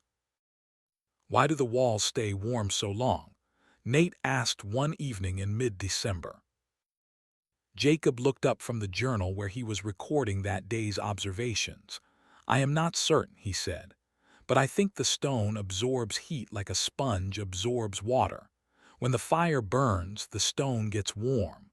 When the fire goes low, the stone releases that warmth back into the room. How long can it hold heat? I do not know, but so far it has held enough to keep us from freezing every night. What if it stops working? Then we will find another way. That is what we do. We find another way. But there might not be another way. Jacob met his son's eyes. Then we will die, he said quietly, but I do not think we will die. These walls have kept us alive for 6 weeks. I think they will keep us alive until spring. How do you know? I do not know, I believe. There is a difference. Nate considered this. Then I believe too, he said. Good, belief costs nothing. Might as well spend it freely. The fuel pile shrank steadily despite Jacob's careful rationing. 3/4 of a cord became half a cord in the first 2 weeks of December. Half a cord became a quarter cord by December 20th. The buffalo chips were lasting longer than the wood, but they gave less heat, required more frequent feeding, created more ash that had to be cleared from the stove. Jacob calculated constantly, quarter cord of wood, 2 weeks of buffalo chips at current consumption rate, maybe 3 weeks if he cut the fire even further at night, maybe 4 weeks if he burned hay sticks during the day and saved the wood for the coldest hours before dawn. Total fuel remaining, 6 weeks at most. Spring was still 14 weeks away. The mathematics did not work, had never worked, would not start working just because Jacob wanted them to. But the stone walls were changing the equation in ways he had not predicted. They were allowing him to burn less fuel and maintain higher temperatures, were extending his supply through a principle he had stumbled upon rather than planned for. Still, 6 weeks of fuel, 14 weeks until spring. The deficit remained. 8 weeks where they would have no fuel at all. 8 weeks of temperatures that could drop to 30 below or worse. 8 weeks where survival would depend on body heat and stone walls and whatever desperate measures Jacob could devise when the fuel ran out completely. He tried not to think about those 8 weeks, tried to focus on the present, on making today's fuel last, on keeping his children warm right now. Tomorrow would bring its own problems. Next month would bring worse. But those were future concerns. Present concerns were immediate and demanding enough. The sound of hoofbeats came on December 18th. Jacob was outside splitting kindling when he saw the rider approaching from town. Not Sela's. The horse was different, smaller, a roan mare with white stockings. The rider wore a fine coat, wool better quality than anyone in Birch Hollow could afford. Duncan Hayes reined up at the edge of the property. He dismounted, tied his horse, and walked toward Jacob with the confidence of a man who believed his presence was welcome everywhere. "Mr. Merrick," Hayes said, his breath plumed white in the cold air, "I see you are still alive." "Yes, sir. I also see you have completed a roof of sorts." Jacob set down the axe. "Yes, sir." Hayes walked around the stone shelter, examining the earthen roof, the walls, the smoke rising from the stove pipe. His expression was neutral, but his eyes were calculating, appraising, assigning value to everything he saw. He stopped at the northwest corner where the roof met the wall, running his hand along the joint, testing for weaknesses, finding none. When he completed his circuit, he stood facing Jacob with the confidence of a man accustomed to negotiations going his way. "I am prepared to make you a new offer," Hayes said. $15, cash today. "The property is not for sale." Hayes smiled. The expression did not reach his eyes. "Mr. Merrick, that is 2.5 times what you paid. Most men would consider that excellent profit for 4 months of work. Most men did not build this with their own hands." True, but most men also recognize when they are in over their heads. "You are running out of fuel, Mr. Merrick. Do not look surprised. Everyone in town knows it. Word travels. Silas Wardell has been quite vocal about your situation. He gives you until mid-January before you freeze to death. I am offering you a way out before that happens. Mr. Wardell has been predicting my death since September. So far, he has been wrong." So far, Hayes agreed, but winter is just beginning. The coldest months are still ahead. You might have survived December. That does not mean you will survive January or February or March. "I will survive as long as I need to survive." "With what fuel?" Hayes's voice sharpened. "You have what, a quarter cord of wood left. maybe 2 weeks of buffalo chips. That takes you to the second week of January if you are very lucky. What happens after that? You burn your furniture, your door, your clothing. And when all of that is gone, when there is nothing left to burn, what then? Then I will find another way. There is no other way. When fuel runs out, fuel runs out. You cannot create wood from nothing. You cannot create heat from empty air. You will freeze. And worse, you will watch your children freeze first, because children freeze faster than adults. Is that what you want? To spend your last hours watching your son and daughter die from cold you could have prevented if you had just taken my offer. The words hit like physical blows. Jacob felt them land in his chest, felt the truth in them, the terrible possibility that Hayes was right. But he also felt the stone wall at his back, felt the warmth radiating from limestone that should have been cold, felt the presence of his children inside the shelter, alive and healthy despite 4 months of everyone predicting their deaths. You make a compelling argument, Jacob said quietly, but you are missing something. What am I missing? These walls work. This roof works.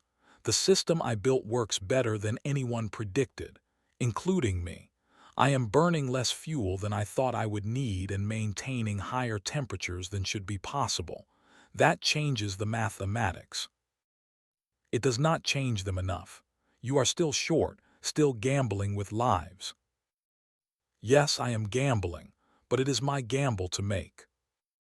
Hayes studied him for a long moment. Then he shook his head. I do not understand you, Mr. Merrick. I am offering you money. I am offering you safety. I am offering you a chance to keep your children alive. And you refuse. Why? Jacob thought about the question, about how to explain desperation to someone who had probably never been desperate, about how to make Hayes understand that selling this shelter was not just a financial transaction, but a betrayal of everything he had built, everything his children had helped him build, everything that Catherine would have wanted them to hold on to. Because if I sell, he said finally, where do my children sleep tonight? I told you, rent a room in town. With what money? After I pay rent for 1 month, maybe 2, I will be broke again, and still looking for permanent shelter. At least here I own the walls, the roof, the stove. No one can evict me for missing rent. You are choosing to freeze to death rather than accept help. I am choosing to keep what is mine rather than sell it to someone who wants it for reasons he will not explain. Hayes's expression hardened. Fine, you want to know why I want this property. There is railroad survey work planned for this area, spring, maybe summer. If the railroad comes through, land values will increase. This property sits on what might become a valuable right-of-way. I could make money, but I am also offering you a profit. We both win.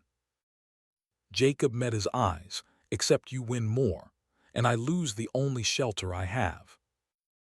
You are going to lose it anyway when you freeze to death.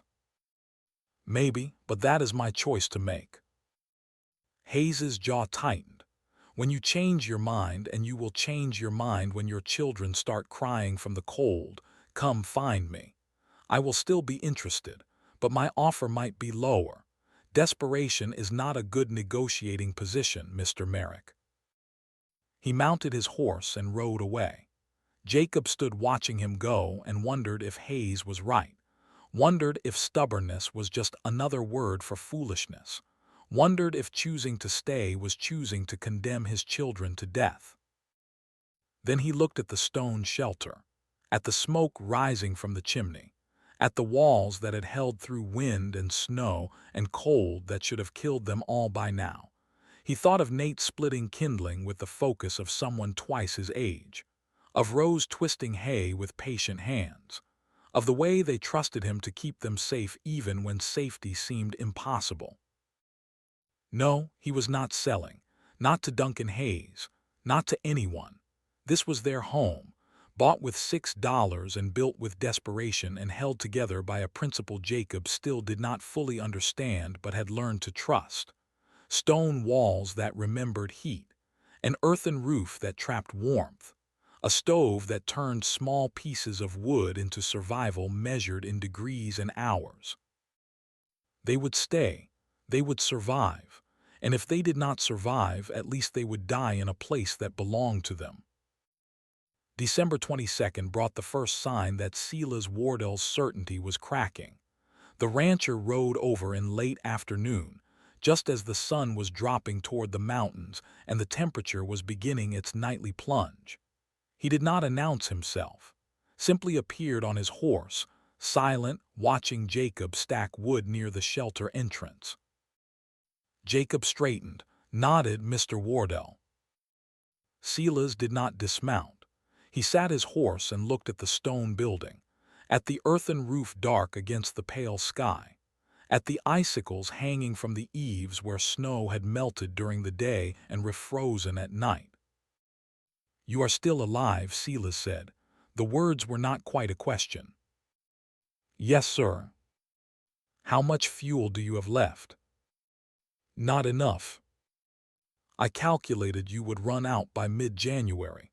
Has that calculation changed?" "No, sir. I will run out by mid-January." "Then what is your plan?" Jacob set down the wood he was carrying. "I will burn everything that can burn. When that runs out, I will find something else." "There is nothing else. When fuel is gone, fuel is gone." "Then I will learn to survive without it." Silas was quiet for a long moment. "May I come inside?" he asked.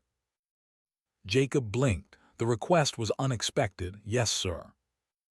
Silas dismounted, tied his horse, followed Jacob through the low door into the stone shelter. The difference in temperature was immediate. Outside was perhaps 12 degrees. Inside was 46 degrees.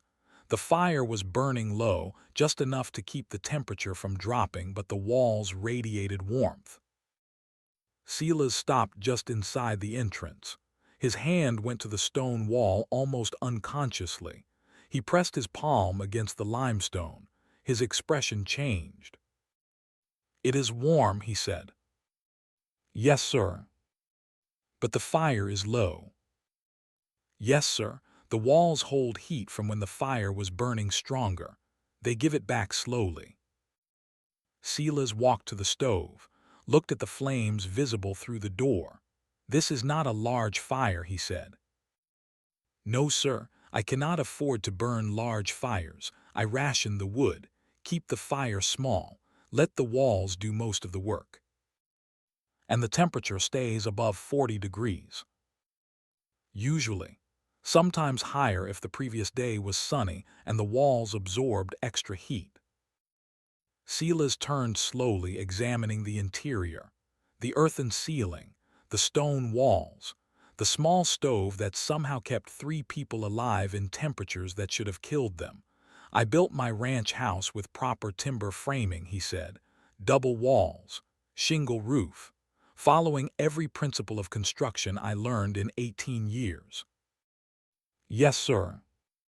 "When it is 12 degrees outside, it is maybe 18 degrees inside my house, even with a fire twice the size of yours burning constantly."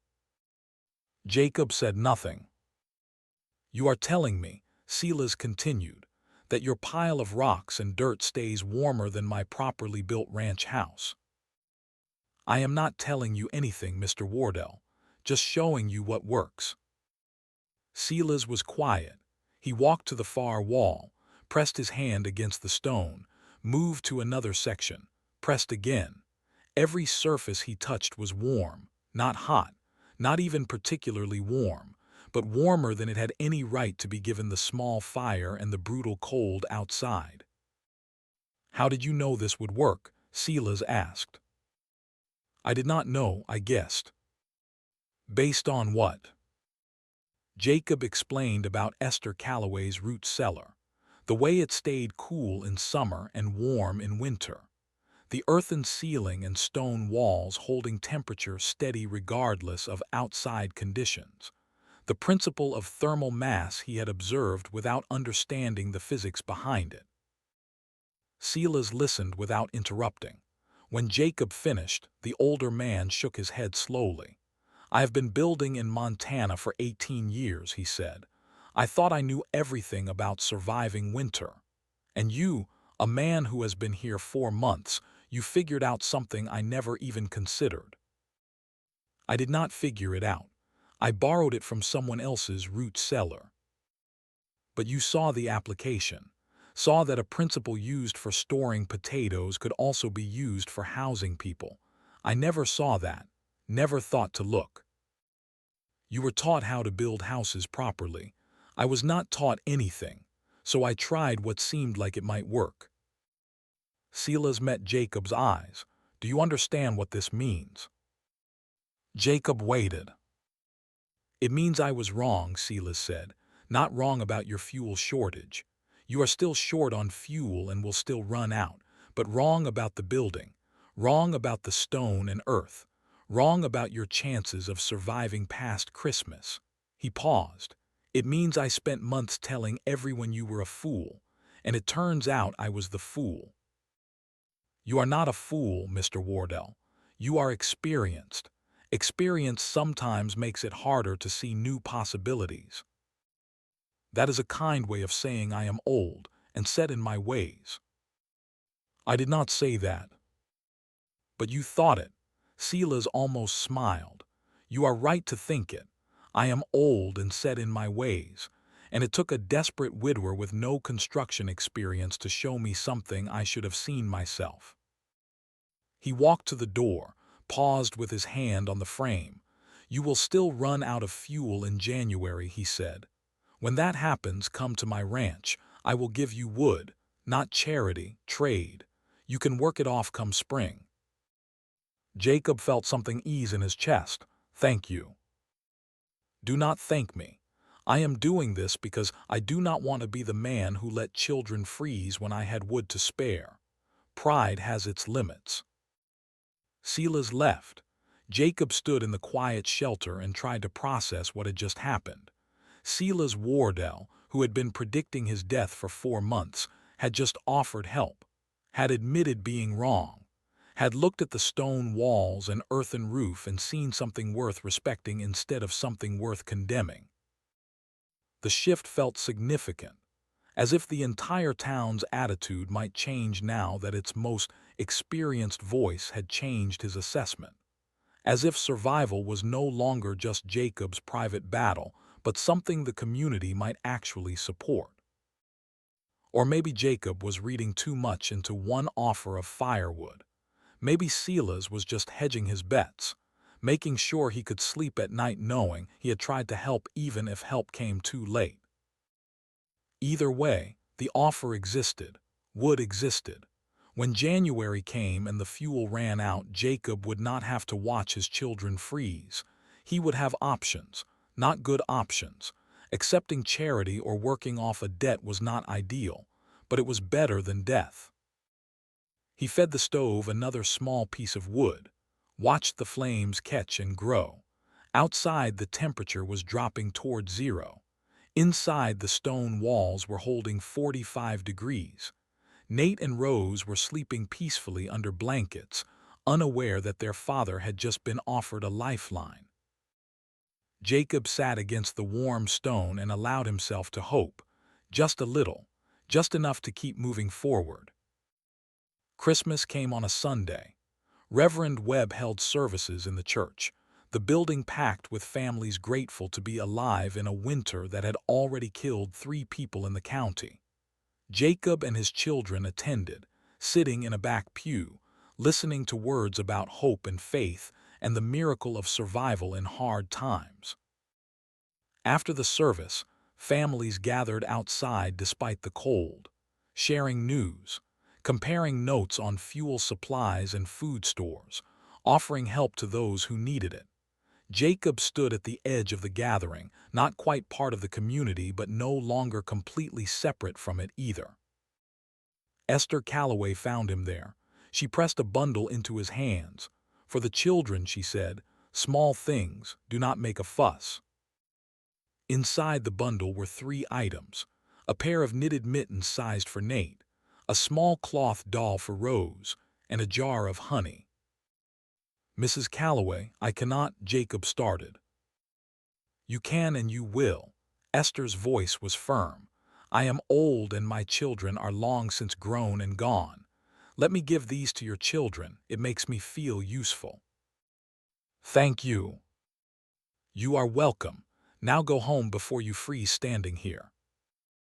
Jacob walked back to the stone shelter with his children, the bundle clutched tight. When they arrived, he gave Nate the mittens and Rose the doll. Both children accepted the gifts with the wide-eyed wonder of people who had not expected anything and were grateful for whatever came. But Jacob's real gift was waiting in the corner where he had hidden it under a piece of canvas. Two small wooden figures carved from scraps of cottonwood, a horse for Nate, a rabbit for Rose. He had worked on them in the evenings after the children were asleep, using his knife to shape details he barely knew how to create. The horse stood perhaps 4 inches tall, 4 legs that actually supported its weight, a mane Jacob had carved as individual lines running down the neck, a tail that curved slightly as if caught by wind. The head was turned to one side, alert, ears forward. Jacob had tried to capture the way cavalry horses looked when they sensed danger, the way they became utterly still, focused, ready. The rabbit was smaller, 3 inches from nose to tail, long ears that stood straight up, hind legs bent as if the creature was about to leap. Jacob had used a bit of wool pulled from an old blanket to create a cotton tail, gluing it in place with pine sap. The rabbit's eyes were 2 tiny dots carved deep enough to catch shadow. It looked alive in the right light, looked ready to bound away at the slightest sound. The children held their carved animals like treasures. Rose clutched the rabbit to her chest, her eyes wide.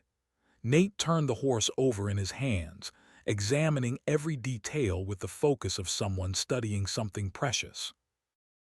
"You made these?" Nate asked. "Yes." "When?"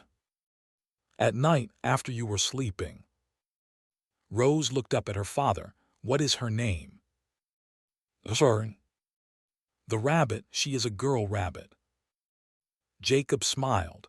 "You can name her whatever you want." "Snow," Rose said immediately, "because she is white like snow." "That is a good name." Nate was still examining the horse. "This looks like the horses from the cavalry." "It is supposed to." "Did you ride horses like this?" "Yes, in the war." "What was his name, your horse?" "Soldier. He was a good horse, very brave." "Can I name mine Soldier?" Jacob felt his throat tighten. "Yes, I think he would like that." The children played with their carved animals for hours, creating stories, building adventures that existed only in their imagination. Rose made a bed for Snow from a scrap of cloth. Nate fashioned a bridle for Soldier from a piece of string. They moved the figures through elaborate scenarios, battles, journeys, escapes from danger, all narrated in the serious voices of children who understood that play was how you processed a world too complicated to understand any other way. Jacob watched them and felt grief mix with something else, something that might have been pride. His children had lost their mother, had lost their home, had lost almost everything that mattered, but they had not lost the ability to imagine, had not lost the capacity to find joy in small things, a carved horse, a carved rabbit, gifts that cost nothing but time and attention. Jacob watched them play and felt something break open in his chest. Not grief exactly, but a recognition of how much they had lost, how much they deserved that he could not give them, how brave they were being in circumstances that would break most adults. Catherine would have known what to say, would have found words to make Christmas feel special even when they had nothing. But Catherine was dead, and Jacob was the one left trying to fill a space he was not equipped to fill. So he did the only thing he could do. He kept them warm, kept them fed, kept them alive one day at a time, and hoped that was enough. The old trapper arrived 2 days after Christmas. His name was Jeremiah Cobb, and he was perhaps 75 years old, weathered by 6 decades of Montana winters into something that looked more like earth than human. His face was the color of old leather, creased with lines so deep they looked carved rather than formed. His eyes were pale blue, faded by sun and snow, but sharp with the kind of awareness that came from spending a lifetime reading weather and animal behavior to stay alive. He rode a mule loaded with pelts and supplies, heading south toward Helena, where he would trade for goods before the real storms hit. The mule was as weathered as its owner, moving with the patient plod of an animal that had crossed these mountains more times than could be counted. Jeremiah stopped at Silas Wardell's ranch first, tied his mule to the fence, knocked on the door and waited while Silas came out onto the porch. The conversation lasted 20 minutes. Jeremiah did most of the talking, using his hands to gesture at the sky, at the mountains, at the landscape around them. Silas listened with the intensity of a man who understood that this information might mean the difference between survival and death. When Jeremiah finished, Silas's face had gone pale despite the cold. The old trapper mounted his mule and continued south without looking back. Silas stood on his porch for a long moment, then walked quickly to the barn where his horse waited.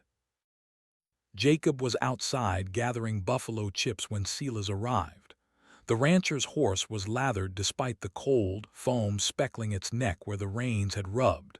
Silas had ridden hard. His face was tight with urgency. "Merrick," Silas called while still 20 yards away, "we need to talk, now." Jacob dropped the basket of buffalo chips and walked closer.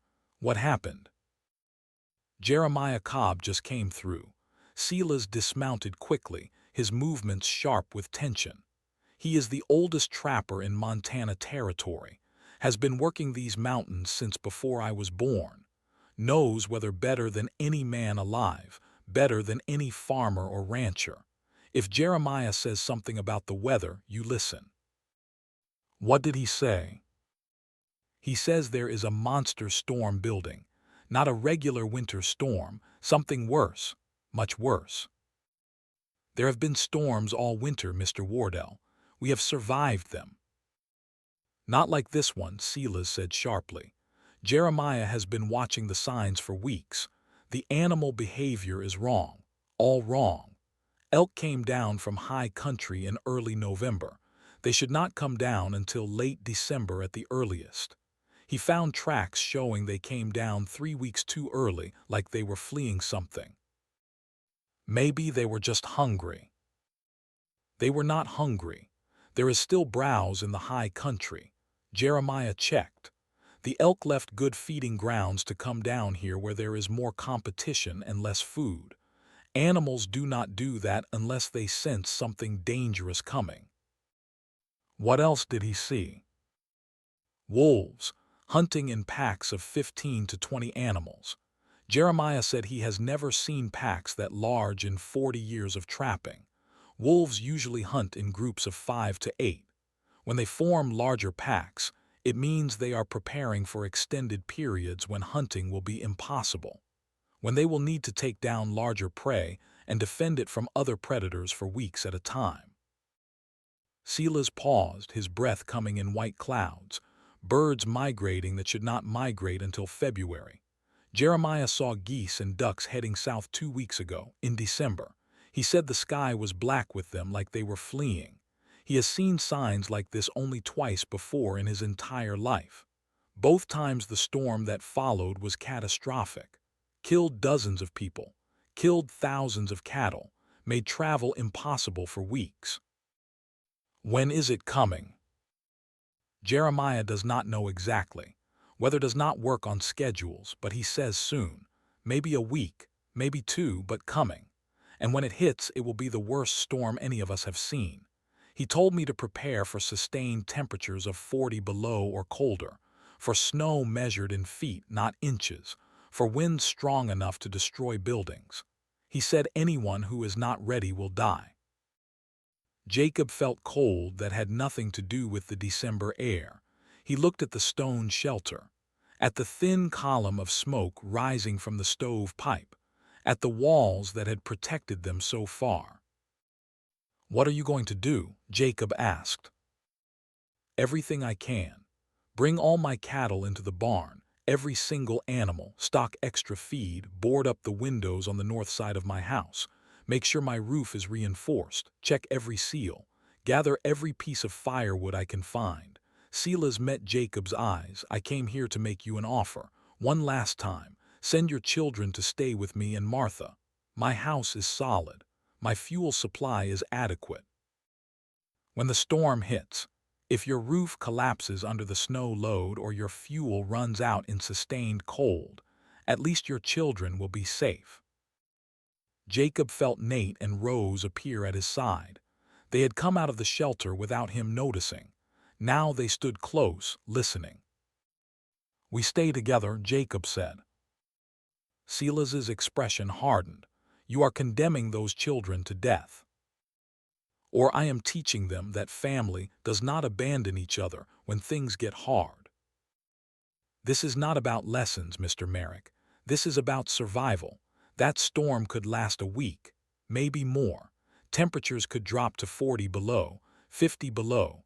Your fuel will not last. Your roof might not hold under that much snow. You are gambling their lives on a structure you built yourself with no experience." "Yes, sir," Jacob said quietly. "I am, but it is my gamble to make." "What would your wife say?" Jacob felt the words like a physical blow. She would say, he began, then stopped, started again. She would say the same thing I am saying: "We stay together." Silas stared at him, then he looked at Nate and Rose. The children met his gaze steadily, not afraid, not uncertain, just waiting to see what their father decided. "When you change your mind," Silas said, "come to my ranch. But do not wait too long. Once the storm starts, travel becomes impossible. Once you are trapped in that stone coffin with no heat and no food, it will be too late to save anyone." He mounted and rode away. Jacob watched him go and tried not to think about what he had just refused, tried not to imagine Rose freezing while he watched helplessly, tried not to hear Catherine's voice asking him what he thought he was doing. "Papa," Nate's voice was small, "did we make the right choice?" "I do not know," Jacob said honestly, "but it is the choice we made, so we will make it work." "How?" "We will prepare. Check every seal around the door. Make sure the stove pipe is secure. Stack all our fuel inside where it cannot get buried by snow. Ration our food even more carefully, and we will trust these walls." "What if the walls are not enough?" "Then we will find another way. That is what we do." Rose took his hand. "I'm not scared, Papa." "Good, neither am I." It was a lie. He was terrified, but fear was useless. Action was useful, so he pushed the fear down and focused on what needed to be done. The next 3 days were spent in preparation. Jacob sealed every crack around the door with mud that would freeze and create an airtight barrier. He brought all remaining fuel inside, stacking it against the walls where snow could not bury it. He checked the stove pipe where it exited through the earthen roof, making sure snow load would not block the chimney and fill the shelter with smoke. He inventoried their food supplies: 30 pounds of cornmeal, 15 pounds of beans, a quarter barrel of salt pork, 1 sack of potatoes, enough for 3 weeks if they ate sparingly, 4 weeks if they ate very sparingly. The storm might last 1 week. It might last 2. If it lasted longer than that, food would become critical before fuel did. Nate helped check the walls for cracks or weak points, finding none. The limestone was solid. The mortar between blocks was still holding despite 4 months of freeze and thaw. The roof showed no signs of sagging under the weight of snow that had already fallen. If the structure had survived this long, it could survive longer. Rose sorted their blankets and clothing, making sure everything was dry. making sure they had layers they could add if the temperature inside dropped despite the stone walls. She was 6 years old and taking inventory like a quartermaster preparing for siege. By December 30th, they were as ready as they could be. The shelter was sealed. The fuel was stacked. The food was rationed. All that remained was to wait and see if Jeremiah Cobb's prediction came true. That night Jacob sat with his back against the stone wall, his children sleeping beside him, and tried to calculate the odds of survival. Fuel for 6 more weeks. Food for 3 weeks. A storm of unknown duration coming at unknown time. Stone walls that had worked perfectly so far. An earthen roof that had held every test. The mathematics still did not work in any traditional sense, but Jacob was no longer trying to make them work traditionally. He was operating on a different principle now. The principle of stone that remembered heat, of earth that trapped warmth, of desperation that refused to accept defeat even when defeat seemed inevitable. He pressed his hand against the limestone. It was warm, actually warm. The fire had been low for hours, just coals, but the wall was still radiating heat it had absorbed during the day. These walls had kept them alive through November, through December, through cold that should have killed them. Jacob had to believe they would keep them alive through whatever came next. Belief was not a plan, but it was all he had, so he would spend it freely and hope it was enough. Outside, the temperature dropped toward 0. The stars burned cold and bright. The mountains stood silent against the sky. And somewhere to the north, beyond seeing, beyond knowing, a storm was building that would test everything Jacob Merrick had built and everything he believed about survival and stone, and the stubborn refusal to die when dying seemed certain. January 2nd, 1887. The sky broke open with fury. Within 12 hours, temperature dropped from 18 degrees to 38 degrees below 0. The Great Montana Blizzard would kill 127 people across the territory. But in a stone shelter with an earthen roof, a cavalry scout with no construction experience, and 2 children would prove that sometimes survival is not about knowledge. It is about stubborn refusal to die. The storm announced itself at dawn. Jacob woke to a sky the color of old brass, yellow-gray, sickly. The air pressure had changed overnight in a way he could feel in his bones. His ears popped when he swallowed. The silence outside was absolute. No wind, no bird calls, nothing. Just heavy stillness that felt like the world holding its breath before screaming. He fed the fire immediately, not the careful rationing of previous weeks. This was different. This was preparation. He fed the stove larger pieces of wood, building the flames high, letting the stone walls absorb as much heat as possible while heat was still cheap. The temperature inside the shelter rose to 58 degrees, 60 degrees, the warmest it had been since November. Nate woke and understood without being told that something had changed. He moved to the window, the single small opening they had covered with oiled cloth to let in light. The sky beyond was wrong. "Papa," he said quietly, "I see it." "When?" "Soon, maybe hours, maybe less." "What do we do?" "We prepare. Check the door seal. Make sure the stove pipe is clear. Bring all the fuel we can reach inside. Fill every container with water while we can still get to the creek." Nate moved immediately. No questions, no hesitation, just action.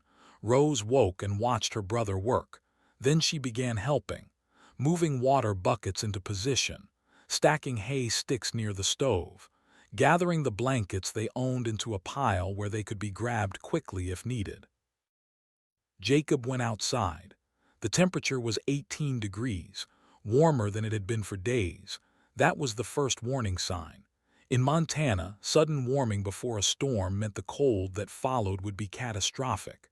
He hauled buffalo chips from the pile behind the shelter, made 3 trips, 4 trips, 5. stacking them inside against the wall where they would stay dry no matter how much snow fell. The wind started at 9 in the morning. Not gradually, it simply began. One moment the air was still. The next moment wind was screaming across the prairie at 40 miles per hour, 50 miles per hour.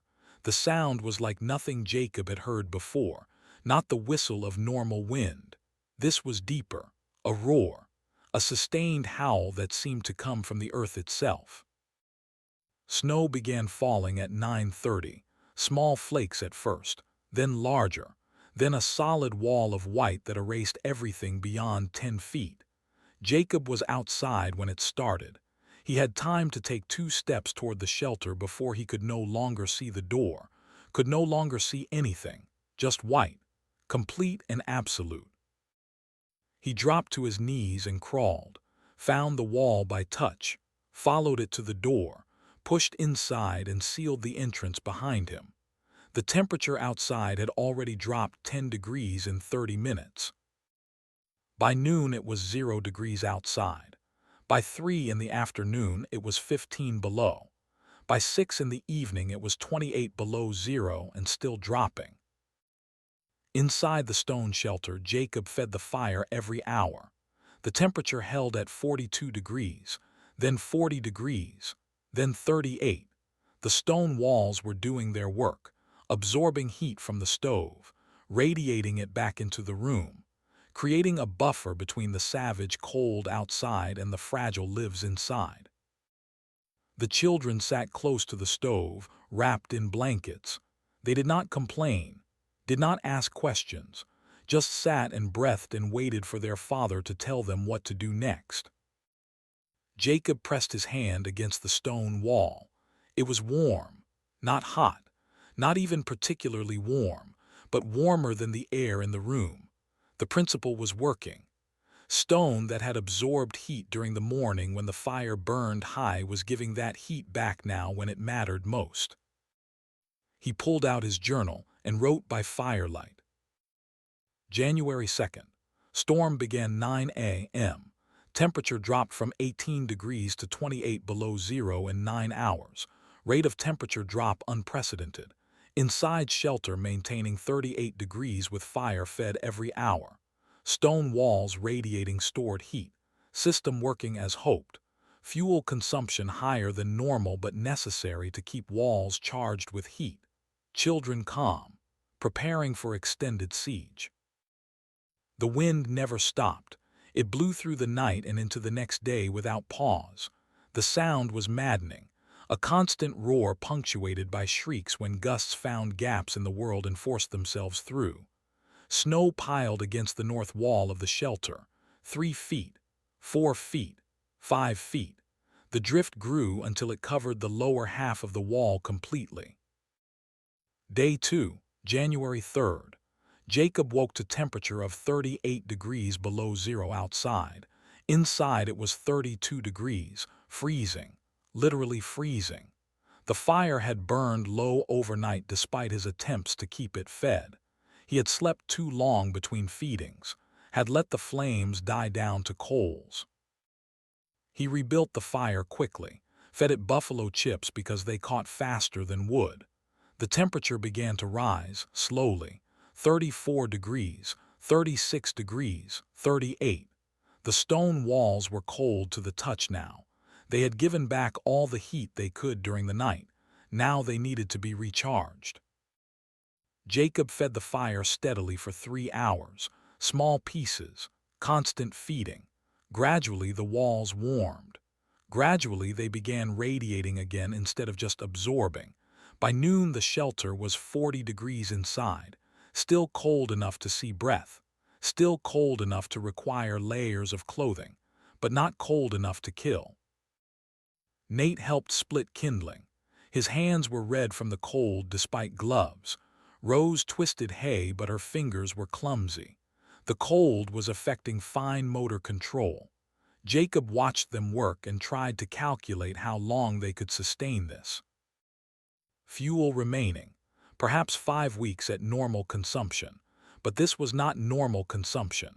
This was emergency burning, keeping the fire high to maintain the stone walls at temperature. At this rate, fuel would last 3 weeks, maybe 4 if he could reduce consumption once the walls were fully charged. The storm was 2 days old. Jeremiah Cobb had said it could last a week, maybe more. Simple mathematics said they would run out of fuel before they ran out of storm. Jacob did not share this calculation with his children. The knock came at midnight on day 3, January 4th.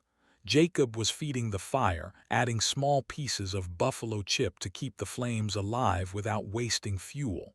The children were asleep. The wind outside was a constant roar. He had grown accustomed to it, had learned to filter it out like background noise. Then he heard something different, not wind, not debris, a rhythm, deliberate, pounding against wood. He froze, listened. There it was again. Knock, knock, knock. Someone was at the door, someone alive, someone desperate enough to be outside in 50 below cold and wind that could strip flesh from bone. He grabbed the hatchet and moved to the door. Nate was awake instantly, standing behind his father without being called.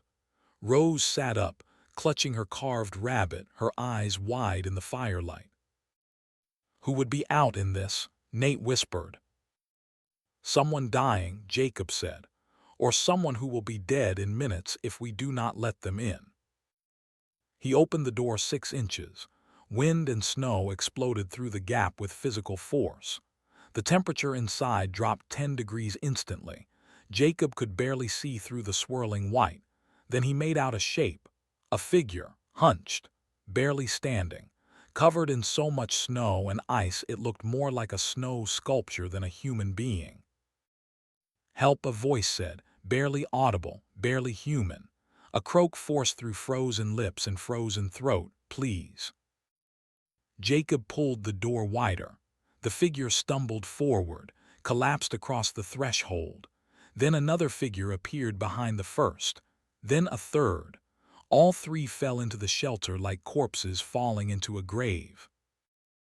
Jacob slammed the door shut against the wind and turned to look at what he had just saved. 3 people, ice-covered, shaking. Their faces were white, not pale, white, bloodless, frostbitten. Their lips were blue verging on purple. Their eyes were sunken and hollow. They were not wearing heavy coats, not wearing proper winter gear. They looked like they had run from a burning building with no time to grab anything. The first figure lifted its head. Ice cracked and fell from its face. Jacob recognized the eyes before he recognized the features. Silas Wardell. Behind him, Martha Wardell, and Samuel, their grandson, 11 years old and shaking so violently his teeth were chattering loud enough to hear over the wind outside. "Mr. Wardell," Jacob said, "what happened?" Silas tried to speak. His mouth moved but no sound came. His throat was too frozen, too damaged by breathing 50 below air. He tried again, managed a whisper. "House," he said, "collapsed." Jacob was already moving. He grabbed the blankets from his own sleeping area, wrapped them around Martha first. She was the worst.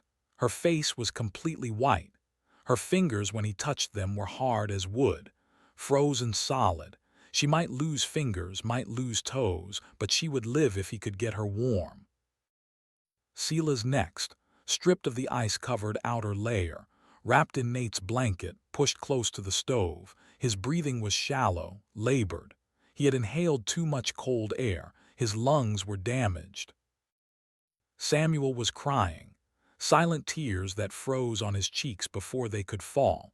Nate moved to sit beside him without being told, put his arm around the older boy, shared his warmth, shared his presence. Samuel leaned into Nate and sobbed harder. Jacob worked by firelight and instinct, rubbing circulation back into frozen hands and feet, checking for severe frostbite, finding it on Martha's toes, on Silas's fingertips, on Samuel's ears. Damage that would scar. Damage that might require amputation if infection set in, but survivable, probably survivable. When he had done what he could, when all 3 Wardells were wrapped in blankets and pressed as close to the stove as safety allowed, Jacob sat back and tried to process what had just happened. 6 people. The shelter had been built for 3, planned for 3, supplied for 3. Now there were 6. He looked at his fuel pile, looked at the 6 people who would need to stay warm, did the mathematics in his head. The numbers that had been bad became catastrophic. 3 weeks of fuel for 3 people at emergency consumption became perhaps 10 days for 6 people, maybe 12 if he rationed to the point of suffering. The storm was 3 days old. Jeremiah Cobb had said it could last 2 weeks. The fuel would not last 2 weeks, would not last even 1 week with 6 people. They were going to run out, going to freeze, all of them, together. Silas looked up at Jacob. His eyes were hollow. "Our house," he said. His voice was hoarse. "The roof collapsed. Under the snow weight, we barely got out." "Where is Abigail?" "With the Reverend, in town. Safe." Silas coughed, tried to speak, coughed again. "We were in the barn checking the cattle. House collapsed while we were outside, everything inside, buried, food, clothes, everything." Jacob was already moving, stripping the ice-covered outer layers from the Wardells, wrapping them in blankets, pushing them close to the stove. Their skin was dangerously cold. Fingers and toes would be frostbitten, maybe worse, but they were alive. "How did you find us?" Jacob asked.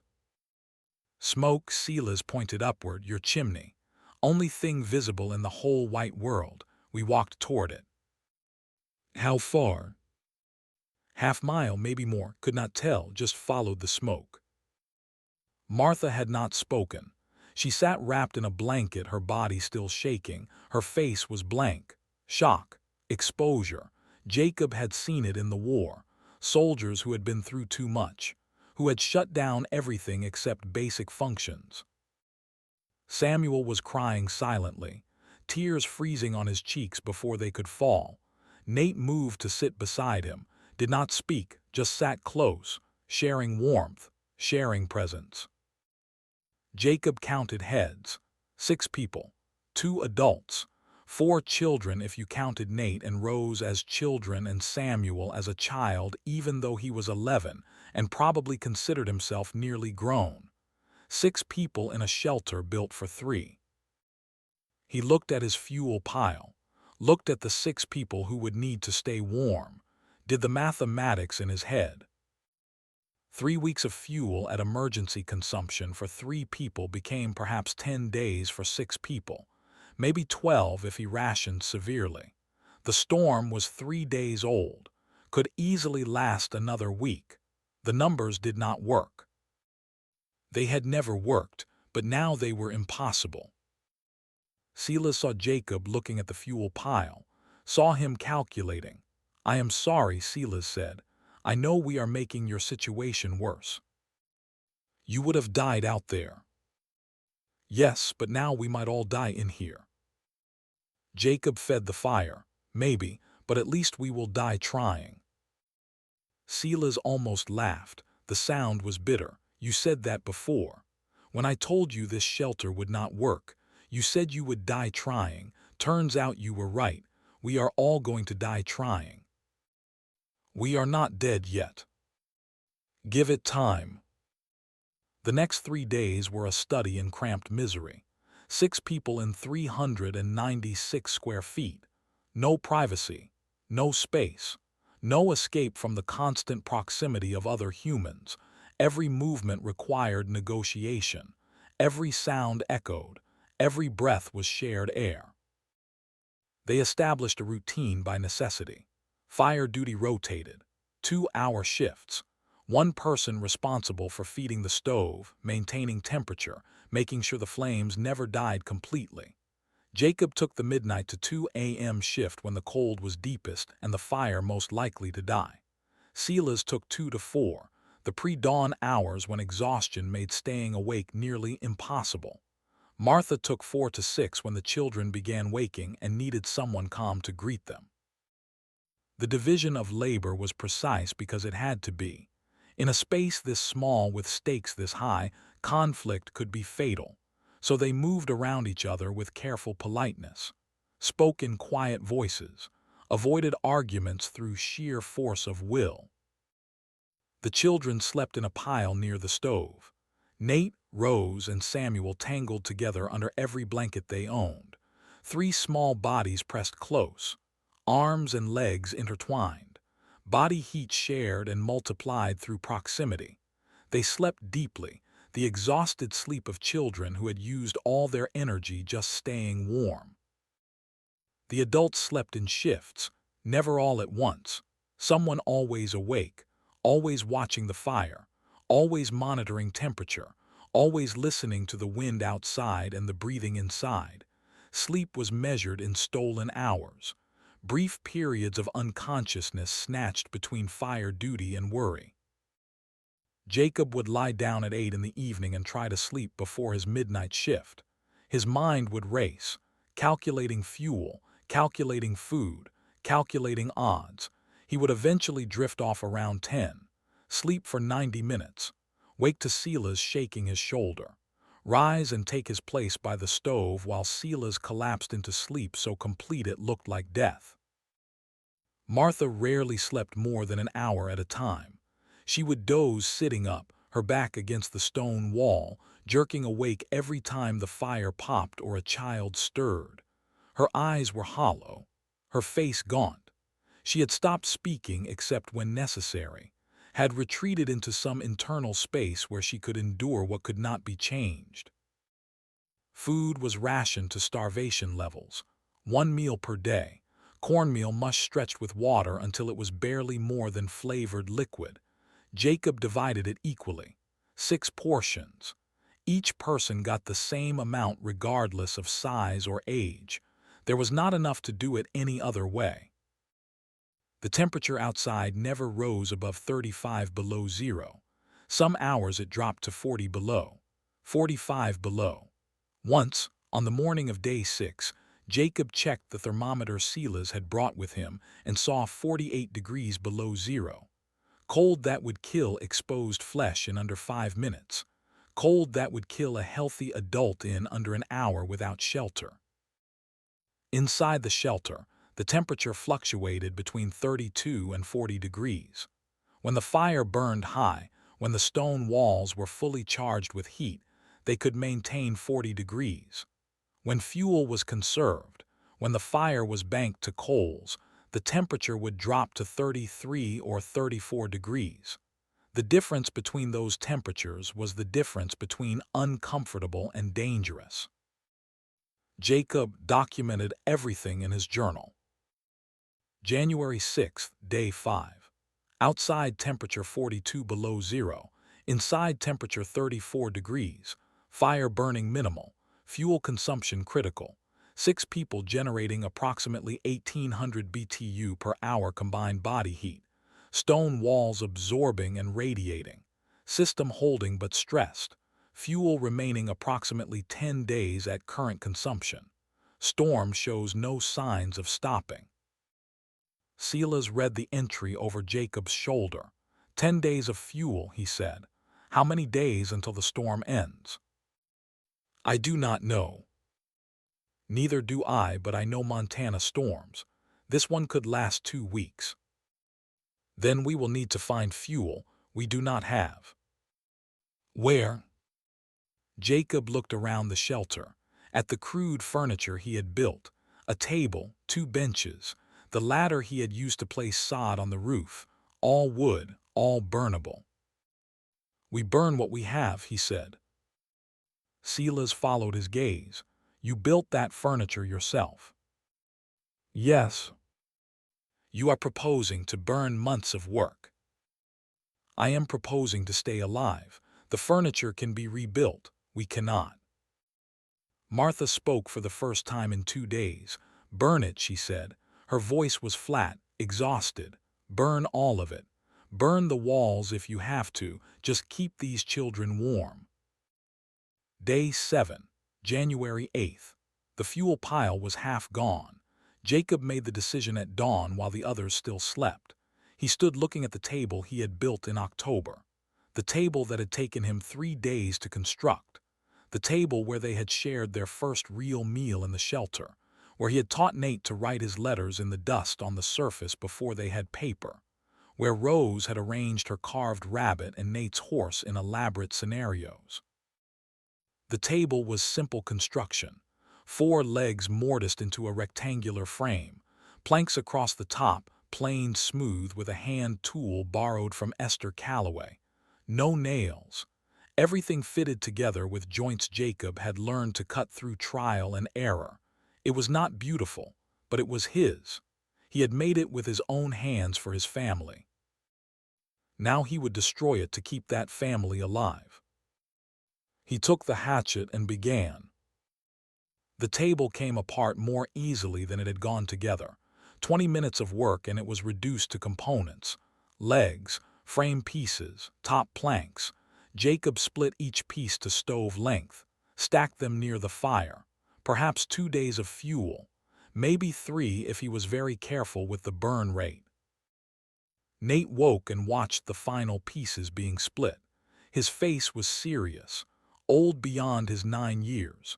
He had watched his mother die, had watched their life in Wyoming collapse, had watched his father gamble everything on a stone shelter that everyone said would fail. Now he was watching furniture become firewood.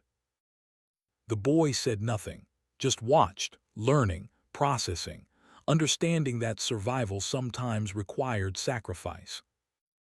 The benches came next, simpler than the table, just planks across supports. They took another 10 minutes to dismantle. The wood was good, dry cottonwood that had been stored inside for months. No rot, no weakness. It would burn clean and hot. "Papa," Nate said finally, "what happens when the furniture is gone?" "We burn the ladder." "And after the ladder?" "We burn the door frame." "And after that?" Jacob set down the hatchet, looked at his son, really looked at him, at the face that was Catherine's face, at the eyes that held questions Jacob could not always answer, at the trust that remained despite everything. "We find another way," Jacob said. "But there might not be another way. Then we will have tried everything. That is all anyone can do. We try until we cannot try anymore, and then we try one more time." Nate nodded slowly. He understood, not just the words but the principle behind them. That surrender was a choice. That giving up was something you decided to do. That as long as you were breathing you could keep trying even when trying seemed pointless. "I will help you split the wood," Nate said. They worked together in the cold dawn light, father and son, splitting what had been furniture into what would be heat. The rhythm was steady, predictable, almost meditative. Swing the hatchet, split the wood, stack the pieces, repeat. No conversation, just shared labor, shared purpose. The table burned clean, dry cottonwood that had been stored inside for months. It gave good heat. The stone walls responded. Temperature rose to 43 degrees, the best it had been in days. But the mathematics remained brutal. 2 days of heat from the table, perhaps 3 days from the ladder, 1 day from the door frame. Total 6 days of fuel from burning everything he had built, plus 10 days from the remaining buffalo chips and wood. 16 days total. The storm was 7 days old. Could last 14 days total if Jeremiah Cobb's prediction was accurate. 16 days of fuel minus 14 days of storm left 2 days of margin. The numbers almost worked. Almost. If the storm ended exactly when predicted, if fuel consumption did not increase, if nothing went wrong. Jacob did not believe in if. Day 8, January 9th. The temperature outside reached 50 degrees below zero. Jacob checked the thermometer 3 times to make sure he was reading it correctly. 50 below. Cold so extreme it did not feel real. Cold that would kill in minutes. Inside the shelter, the temperature was holding at 31 degrees, 1 degree below freezing. The fire was down to coals. Jacob was trying to stretch the fuel, trying to make the table would last one more day. The children were shivering despite the blankets. Their lips had a blue tinge. Their breathing was shallow. Hypothermia was beginning, not severe yet, but starting. Jacob fed the fire. Bigger pieces than he wanted to burn, but necessary. The flames grew, heat radiated. The children stopped shivering. Silas sat against the wall, his eyes closed. His face was gaunt. 10 days of minimal food and constant cold had stripped weight from him. He looked 20 years older than he had on January 2nd. "We are going to run out," Silas said without opening his eyes. "I know." "When?" "2 days, maybe 3. The storm could last another week." "It could." "So we are going to die." Jacob fed another piece of table wood into the stove. "Maybe, but not today. Today we are alive and warm enough to keep living. Tomorrow will take care of itself." Silas opened his eyes. "You really believe that?" "I have to believe it. The alternative is giving up, and I will not give up while my children are still breathing. Even when giving up would be easier. Especially then." Silas was quiet for a long moment. "You are either the bravest man I have ever met or the most foolish." "I am neither. I am just desperate. Desperation looks like bravery from the outside." Day 9, January 10th. The ladder burned. Jacob dismantled it at dawn, his hands numb despite gloves. The wood was good, solid cottonwood that had supported his weight dozens of times while building the roof. Now it would support their lives for one more day. Nate helped carry the pieces inside. His face was carefully blank. This was the ladder his father had built, the ladder they had climbed together, the ladder that represented the moment they had transitioned from homeless to sheltered. "It is just wood," Jacob said quietly. "I know. We can build another ladder." "I know that too." Nate set down his load, "but it is still hard to watch." "Yes, it is hard." They fed the ladder to the stove piece by piece. The rungs burned first, then the side rails. Each piece gave heat. Each piece kept the temperature above freezing. Each piece was one more hour they did not freeze to death. By evening the ladder was gone. The fuel pile was nearly empty. Perhaps 1 day of buffalo chips remained. Maybe 2 if they burned them very slowly. Jacob sat with his journal and tried to calculate a way forward. Tried to find a solution that did not end with 6 people freezing in a stone shelter while the storm raged outside. The mathematics were simple. 1 day of fuel remaining. Storm still showing no signs of stopping. Temperature outside 50 below zero. Temperature inside 33 degrees with fire burning constantly. When the fuel ran out, the fire would die. When the fire died, the temperature inside would drop. How fast would it drop? How low would it go? Would the stone walls hold enough residual heat to keep them alive? Or would they all freeze within hours? Jacob did not know, had no way to know, could only prepare for the possibility and hope the storm broke before the fuel ran out. Esther Calloway's words came back to him. From the day they had stood in her root cellar and discussed the principle of thermal mass. The earth several feet down stays warmer than the air above. In winter that warmth rises. You end up with a space that never quite freezes even when it is 30 below outside. Could that principle save them? Could the stone walls and earthen roof hold enough residual heat to keep the shelter above freezing even without a fire? Could 6 bodies generating 1,800 BTU per hour be enough? The question was academic. In 24 hours they would have the answer whether they wanted it or not. Jacob wrote in his journal. January 10th, day 9.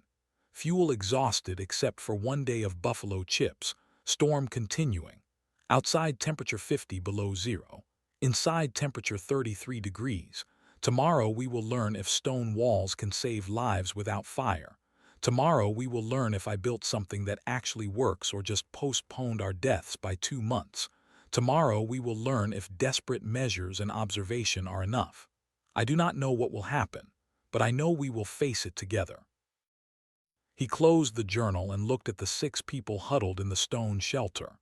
At Nate and Rose sleeping peacefully, trusting their father to keep them safe. At Samuel curled between them, his young face relaxed in sleep. At Martha and Silas sitting together against the wall, their hands clasped after 18 years of marriage. All of them alive because of stone walls and an earthen roof. All of them about to discover if that was enough. Day 10, January 11th, Jacob woke to silence. Not the silence of night, not the silence of people sleeping, the silence of absence, of something missing, of a sound that had been constant for 9 days and had become so much a part of existence that its absence was deafening. The wind had stopped. He sat up carefully, trying not to wake the others. His body ached. 9 days of sleeping on stone floor, 9 days of minimal food, 9 days of constant tension had left him feeling decades older than his 34 years. He moved slowly, joints protesting, muscles stiff. He walked to the door on feet that felt like blocks of wood, opened it 6 inches, stepped outside into air so cold it burned his lungs. The world had been transformed. The storm had passed during the night while they slept. The sky was clear, crystal blue, so blue it looked artificial, painted, impossible. Not a single cloud marred the perfect dome stretching from horizon to horizon. The sun was just rising above the eastern mountains, painting the snow in shades of gold and pink and orange that seemed too beautiful to be real. The temperature was still brutal, 32 degrees below zero according to the thermometer nailed beside the door. Cold enough to kill exposed flesh in minutes. Cold enough to freeze breath into ice crystals that fell like tiny diamonds. But the wind was gone and the snow had stopped, and the sky promised that the worst was over. Jacob stepped further from the shelter. His boots crunched through snow crust. Each step broke through into powder underneath. The drifts were massive, higher than his head in places, sculpted by 9 days of wind into shapes that looked like frozen waves, like the ocean had turned to ice mid-storm and been abandoned in place. The path to town was invisible, completely erased. The path to Silas's ranch was equally gone. Everything was buried.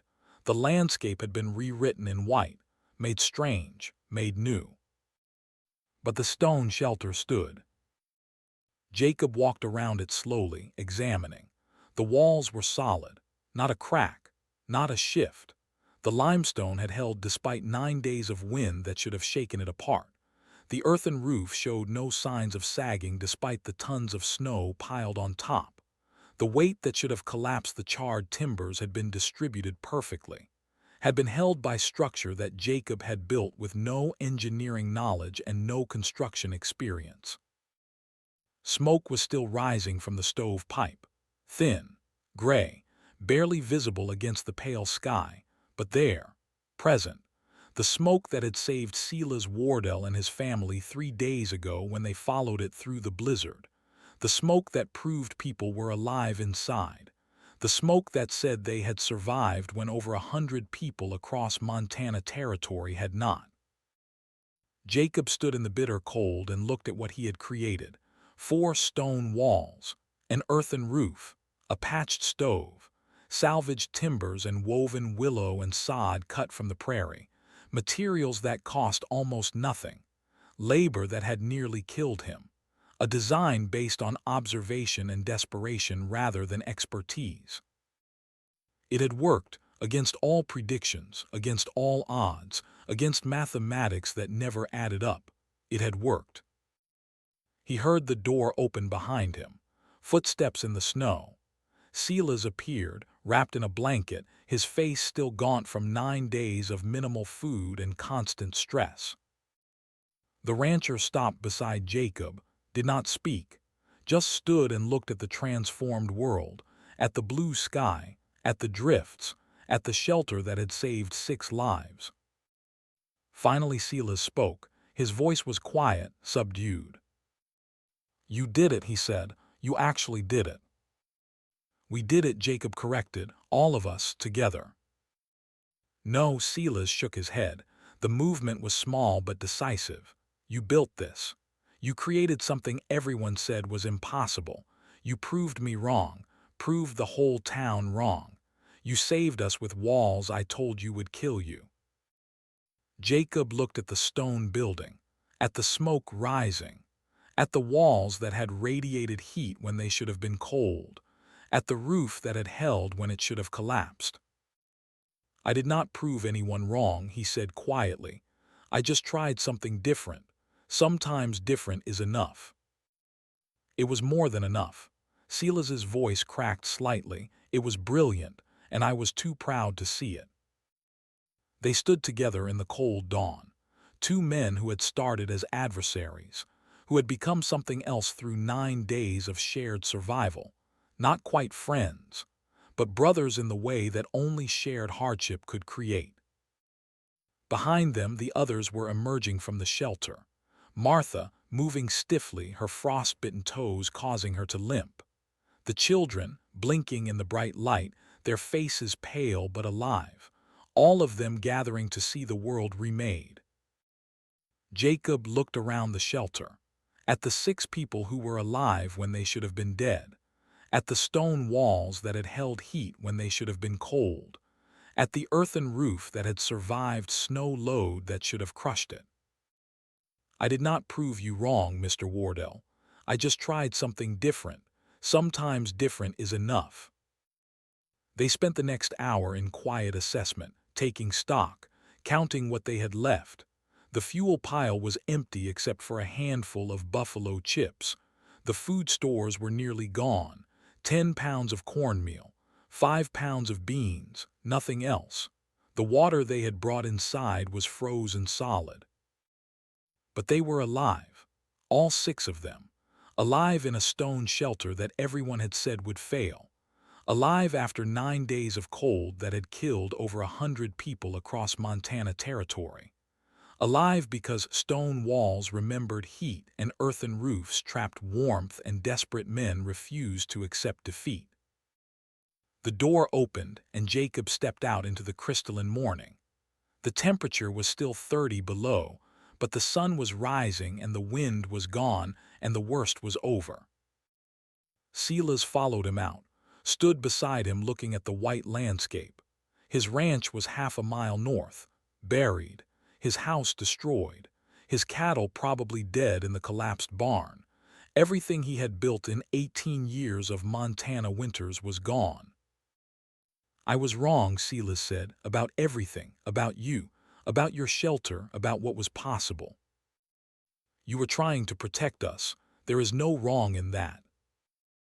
I was protecting my own pride, protecting my reputation as the man who knew everything about surviving Montana, and it almost cost these children their lives." Almost, but it did not. Silas turned to look at Jacob. "What you built here," he said, "the stone and earth, the way the walls hold heat, this needs to be shared. Other people need to know that this is possible. I will share it with anyone who wants to learn. I will help you." Silas's voice was firm. "I will tell everyone I was wrong. I will tell them that a man with no experience built something better than anything I built in 18 years. I will make sure everyone knows that your method saved 6 lives in the worst storm Montana has ever seen." Jacob nodded slowly. "Then let us start by surviving the rest of winter. We have no fuel and almost no food. The storm may be over, but the cold will continue for months. Come to my ranch. We will dig out what we can from the house. Salvage what is left. I have a root cellar that might have survived. If we can reach it, we can share what is inside. What about your cattle? If they are alive, we will save them. If they are dead, we will butcher what we can and use the meat. Nothing is wasted. That is how we survive.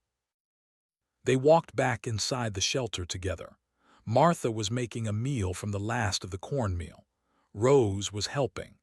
Nate and Samuel were feeding the final pieces of buffalo chips to the fire, keeping it alive a few more hours.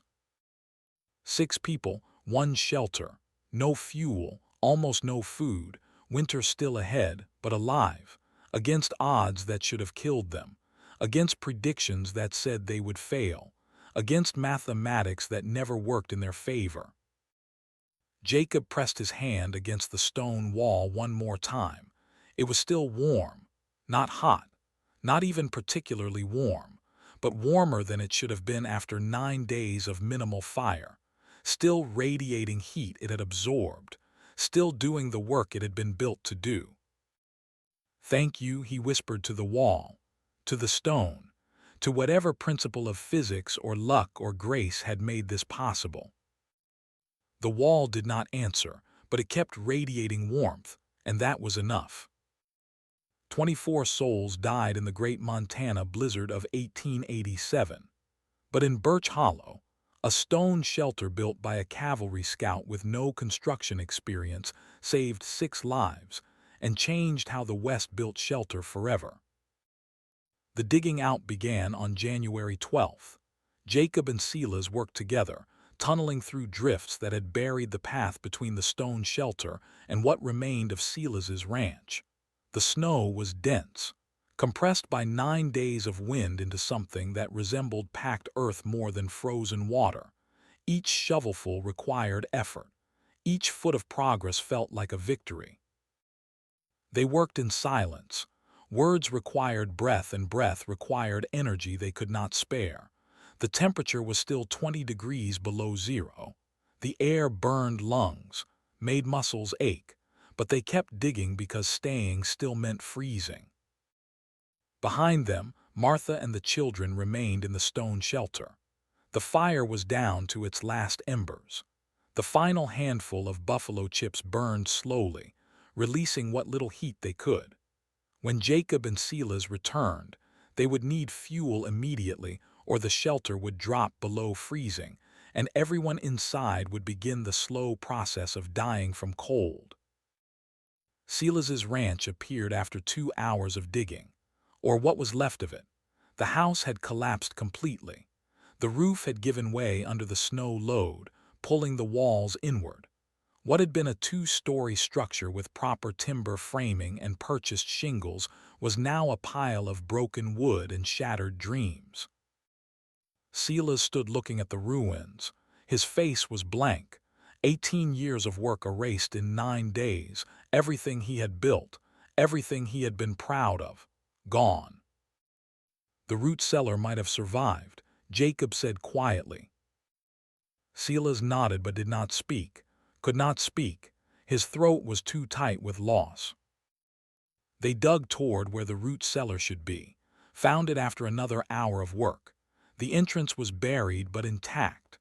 The heavy door that Silas had built from oak planks imported from Oregon was still solid, still sealed. They pulled it open and descended into darkness that smelled of earth and stone and stored food. Inside, the root cellar had survived perfectly. Shelves lined the walls, holding jars of preserved vegetables, sacks of grain, barrels of salt pork, potatoes in bins, onions hanging in nets, carrots packed in sand, months of supplies that Martha had laid away before winter, all of it untouched by the storm that had destroyed the house above. Silas laughed. The sound was bitter and relieved in equal measure.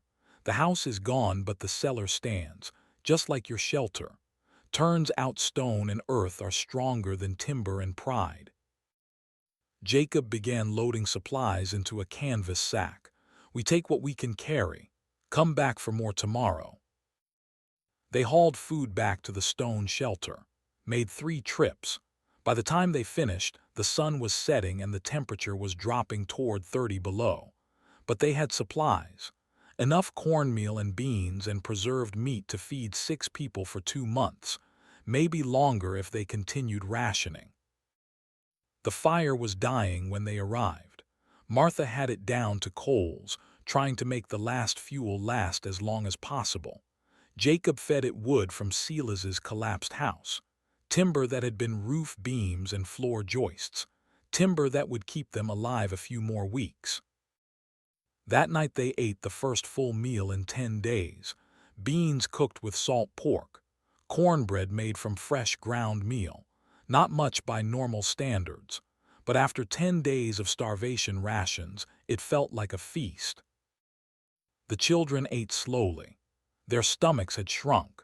Too much food too fast would make them sick, but they ate until they were full for the first time since the storm began. Then they slept the deep sleep of people who no longer had to ration every calorie against an uncertain future. Jacob sat with his back against the stone wall and felt warmth radiating from the limestone. The fire was burning well now, fed with salvaged timber from Silas's house.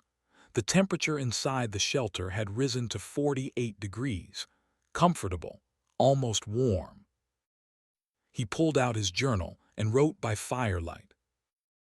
January 12th. Storm ended. Temperature 30 below zero but clear skies. Salvaged food from Wardell root cellar. Shelter held through 9 days of worst weather Montana has seen. 6 people survived. Stone walls and earthen roof worked better than predicted. Thermal mass principle proven. Method should be shared with anyone who wants to learn. Knowledge that saves lives should not be kept secret. Over the next week the town emerged from the snow. Families dug out, counted their losses, buried their dead. The tally was grim. 11 people dead in Birch Hollow, 24 in the county, over 100 across Montana territory. Most had frozen when their shelters failed. Some had died from exposure trying to reach help. Others had simply run out of fuel and frozen in their beds while the storm raged outside. Duncan Hayes was among the dead. His hotel in town had collapsed. The roof had given way, crushing the second floor into the first. Hayes had been sleeping in a second-floor room. They found his body 3 days after the storm ended, buried under timber and snow. His face was peaceful. Death had come quickly. Reverend Marcus Webb held services on January 20th. The church was packed, standing room only. Every family in town attended, every survivor needing to mark the boundary between the storm and whatever came after. Webb spoke about loss, about grief, about the fragility of life in a place where weather could kill without warning or mercy. He spoke about the 24 souls who had died and the many more who had survived. He spoke about community and mutual aid and the need to help each other through what was coming. Then he did something unexpected. He asked Jacob Merrick to stand. Jacob did not want to stand, did not want attention, did not want to be singled out when 11 people in his own town had died. But Webb was insistent, and the eyes of the entire community were on him. He stood. This man, Webb said, built a shelter that everyone said would fail. He built it with no experience and no money and no help except what neighbors freely gave. He built it from stone and earth and salvaged timber. He built it based on observation rather than expertise. And when the worst storm in Montana history came, his shelter saved 6 lives. The church was silent. People looked at Jacob with expressions he could not read. Respect, curiosity, some resentment from those who had lost family members and needed someone to be angry at for surviving when others had not. We lost 24 people in this county, Webb continued. We lost homes and barns and livestock. We lost buildings we thought were well constructed, buildings that followed every principle of proper construction. They failed. But a pile of rocks and dirt built by a man who did not know what he was doing, that shelter stood. That shelter kept people alive. I think we need to ask ourselves what that means. Jacob sat down. His face was hot despite the cold. He did not want to be held up as an example, did not want credit for surviving when survival was as much luck as planning. But he understood what Webb was doing. The Reverend was trying to extract something useful from catastrophe, trying to help people see that there might be better ways to build, better ways to survive. After the service, people approached Jacob, asking questions, wanting to know how he had done it, how stone walls could hold heat, how earthen roofs could support weight, how a shelter built for $6 could outperform houses that cost hundreds.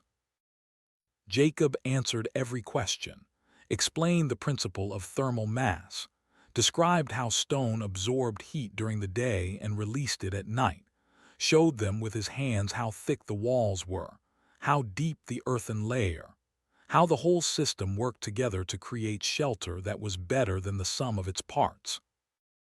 Silas Wardell stood nearby, listening. When someone asked why no one had built this way before, Silas spoke up. Because we thought we knew better. His voice was quiet but clear. I have been building in Montana for 18 years. I thought I knew everything about surviving winter. I told Mr. Merrick his shelter would fail. I told him he would freeze to death. I was wrong about all of it. He knew nothing about construction, but he understood something I missed. That stone and earth work better than timber and pride. What changed your mind? Someone asked. My house collapsed and his did not. Silas said it simply, as plain fact. When you are freezing to death and someone's shelter saves your life, you learn to listen instead of lecture. By February, 3 families had asked Jacob to help them design stone and earthen shelters. By March, 7 more. Jacob spent his days walking from property to property, sketching plans in the dirt, explaining principles, teaching methods he had learned through trial and error. He charged nothing for the consultation. When people offered payment, he refused. The stone is free, he would say. The earth is free. The knowledge should be free too. But you could make money from this, they would protest.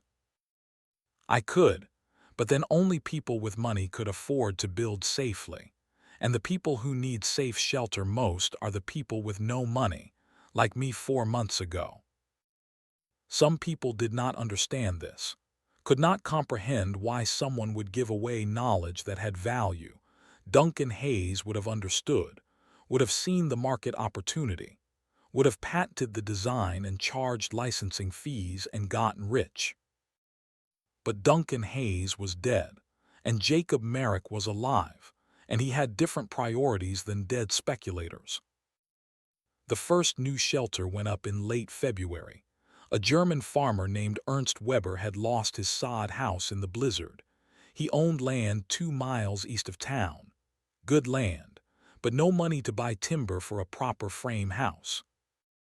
Jacob taught him to quarry limestone, showed him where to dig, how deep, how to cut the soft stone into blocks before it hardened in the air.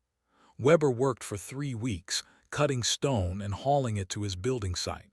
By mid-March, he had enough blocks for walls 20 inches thick and 8 feet high. The roof went faster. Weber had cottonwood growing on his property. He cut timbers, notched them, assembled them with help from neighbors who came for a barn raising that was really a roof raising. Jacob supervised, correcting mistakes, explaining why rafters needed to be spaced evenly, why the ridge beam needed to be centered, why everything mattered when tons of earth would press down from above. The earthen roof was laid in early April when the ground thawed enough to cut sod. Weber's sons, strong boys of 13 and 15, cut the prairie into strips, lifted them onto the roof, placed them grass side down, packed them tight.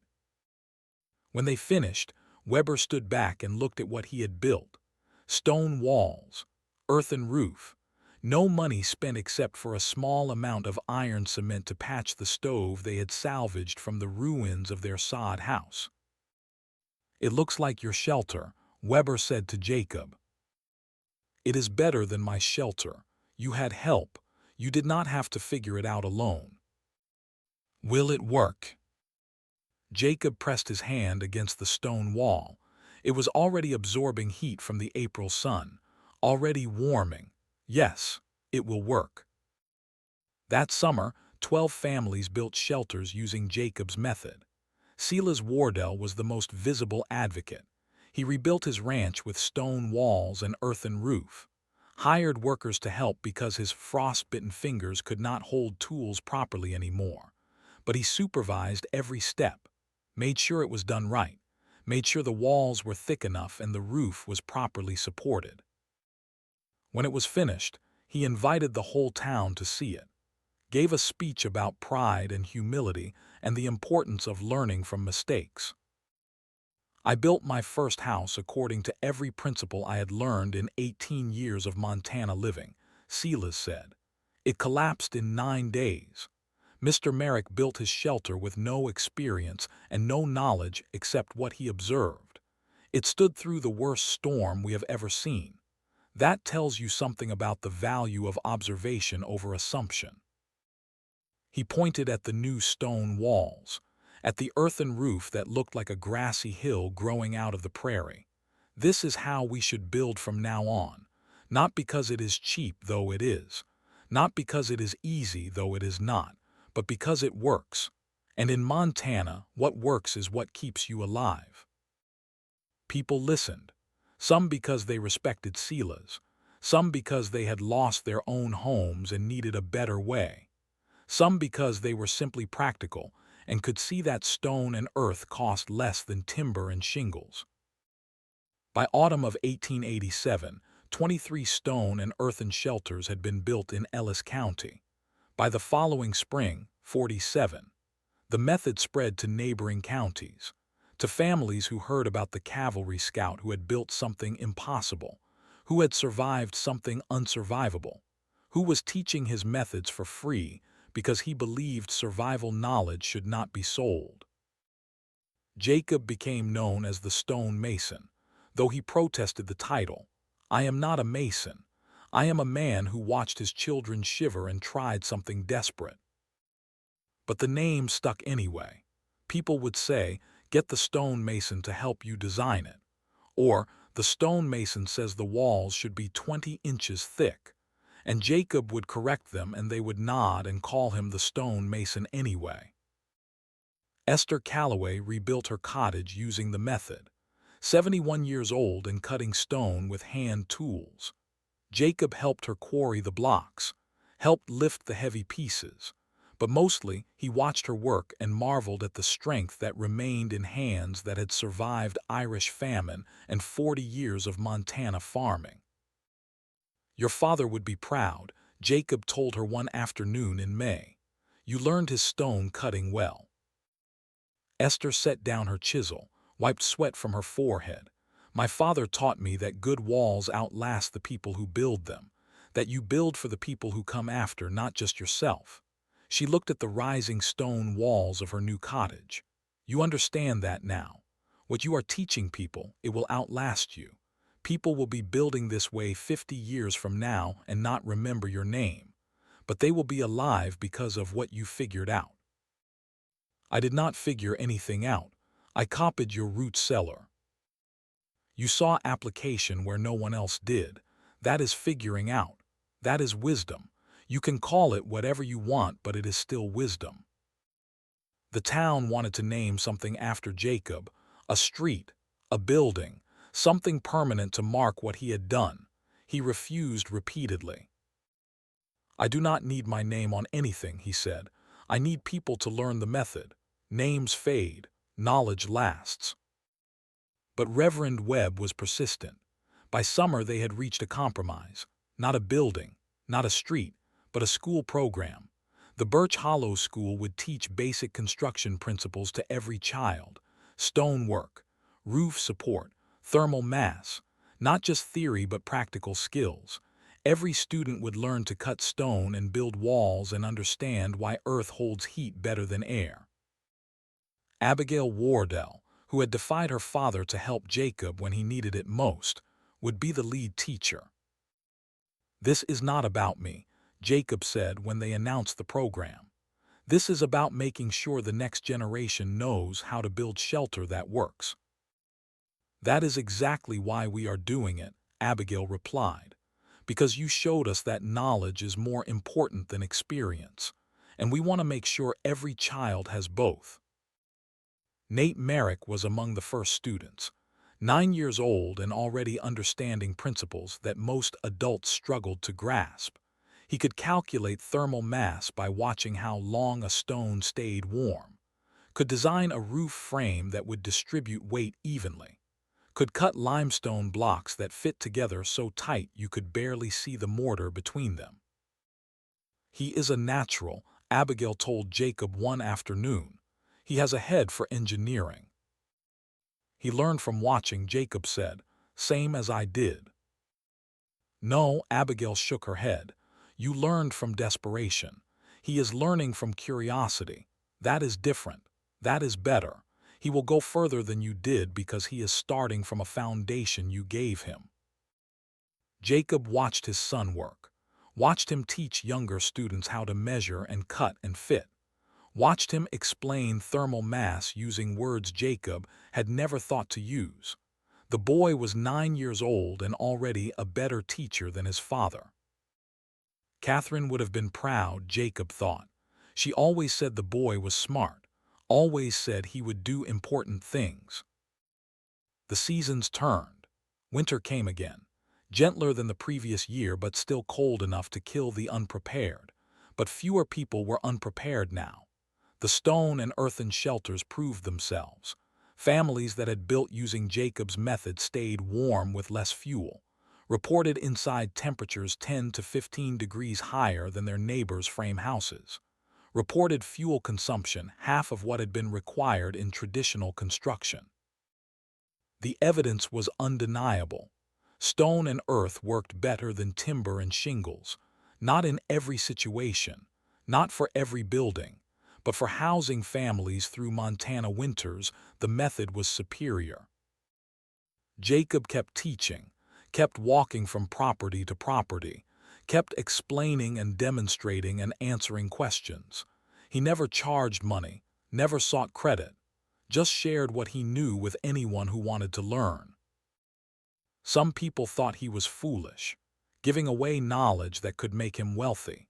Others thought he was noble, sacrificing personal gain for community good. Jacob thought he was neither foolish nor noble. He was just a man who remembered what it felt like to be desperate with 2 children and $6, and everyone saying he would die.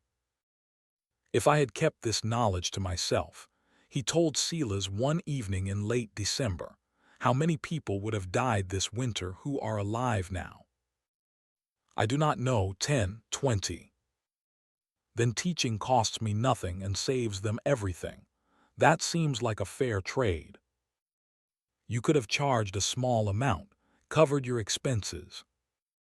"My expenses were $6 for a ruined trading post and $2 for iron cement.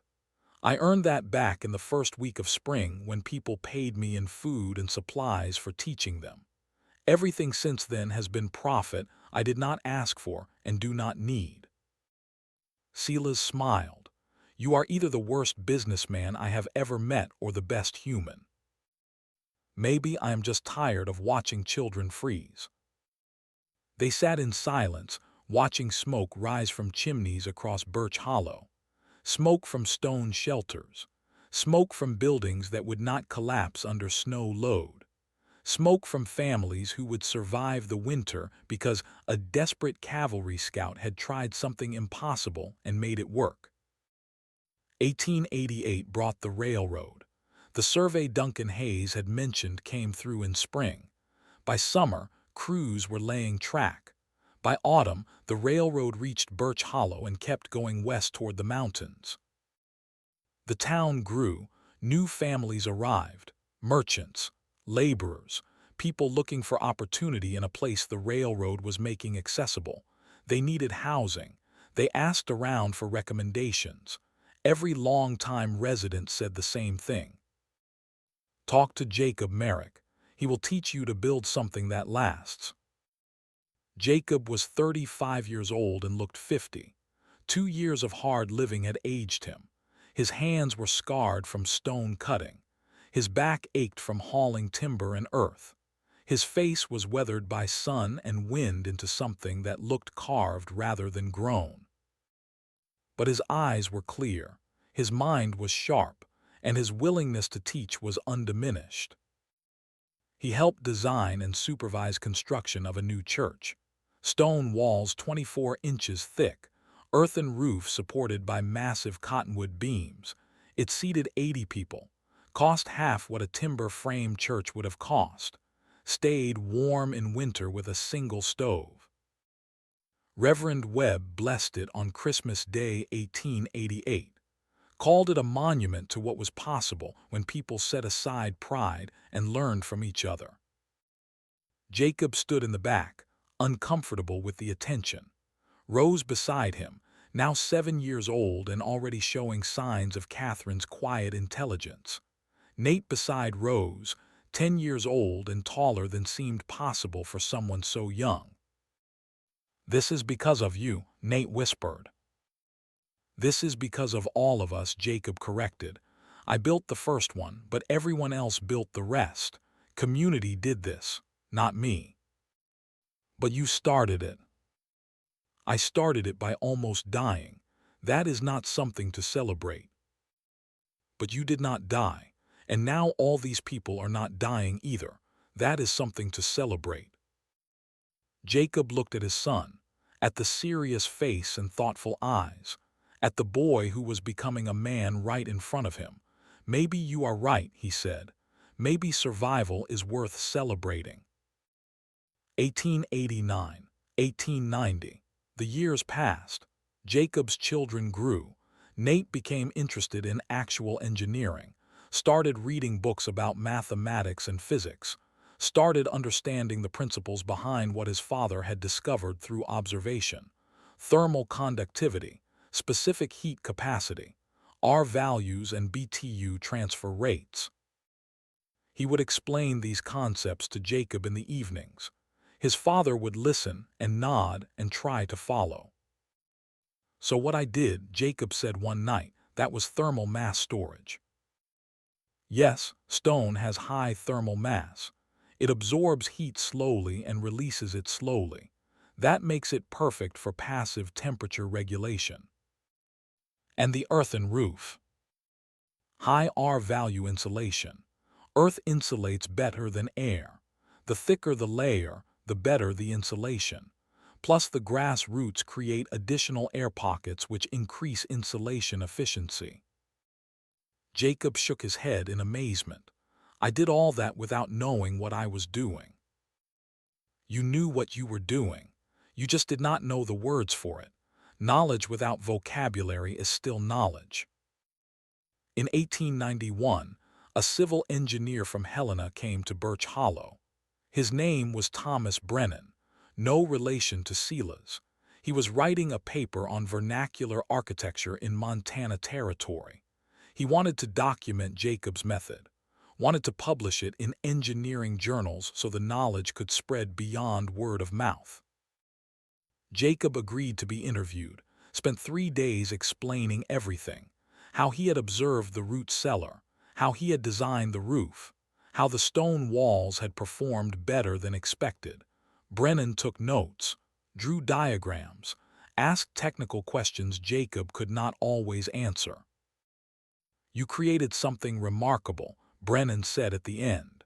"You combined principles of passive solar design with thermal mass storage and created a heating system that requires minimal external energy input.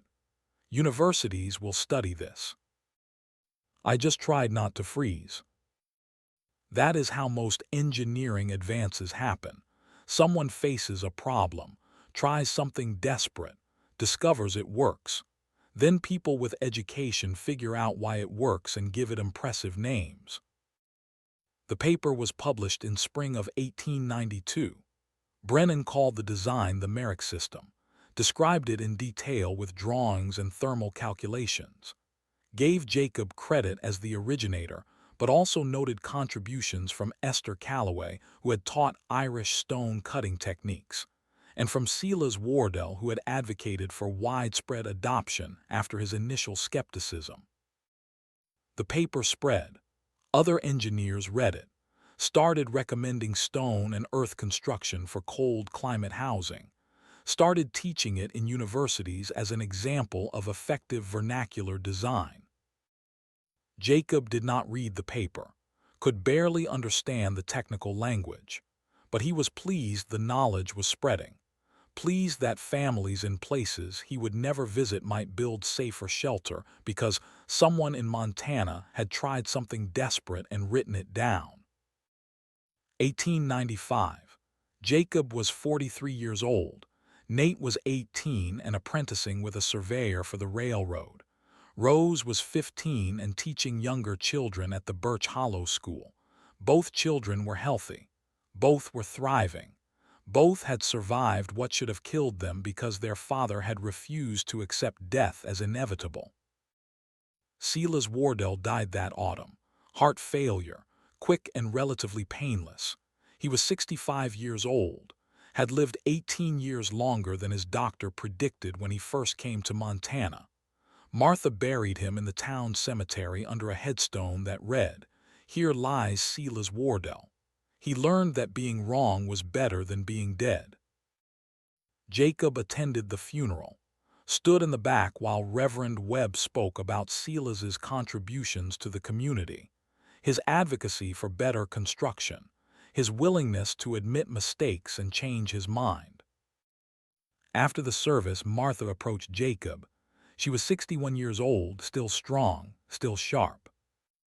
"He respected you," she said, "more than anyone else. You showed him that pride was worth less than truth." "He taught me too," Jacob said, "taught me that experience has value even when it leads to wrong conclusions." He would have liked that. She smiled. He would have argued about it for an hour, but he would have liked it. They stood together looking at the fresh grave. Two people who had survived the blizzard of 1887, who had faced death together and come out the other side changed. 1896 brought the first published book on Montana homesteading that included a chapter on stone and earth construction. The author cited Jacob's method extensively, recommended it for anyone settling in cold climates, provided detailed instructions that Jacob had never written down but had taught to enough people that the knowledge had become standardized. By 1900, the method had spread across Montana, Wyoming, and the Dakotas. Estimates suggested over 200 families were living in shelters built using principles Jacob had discovered.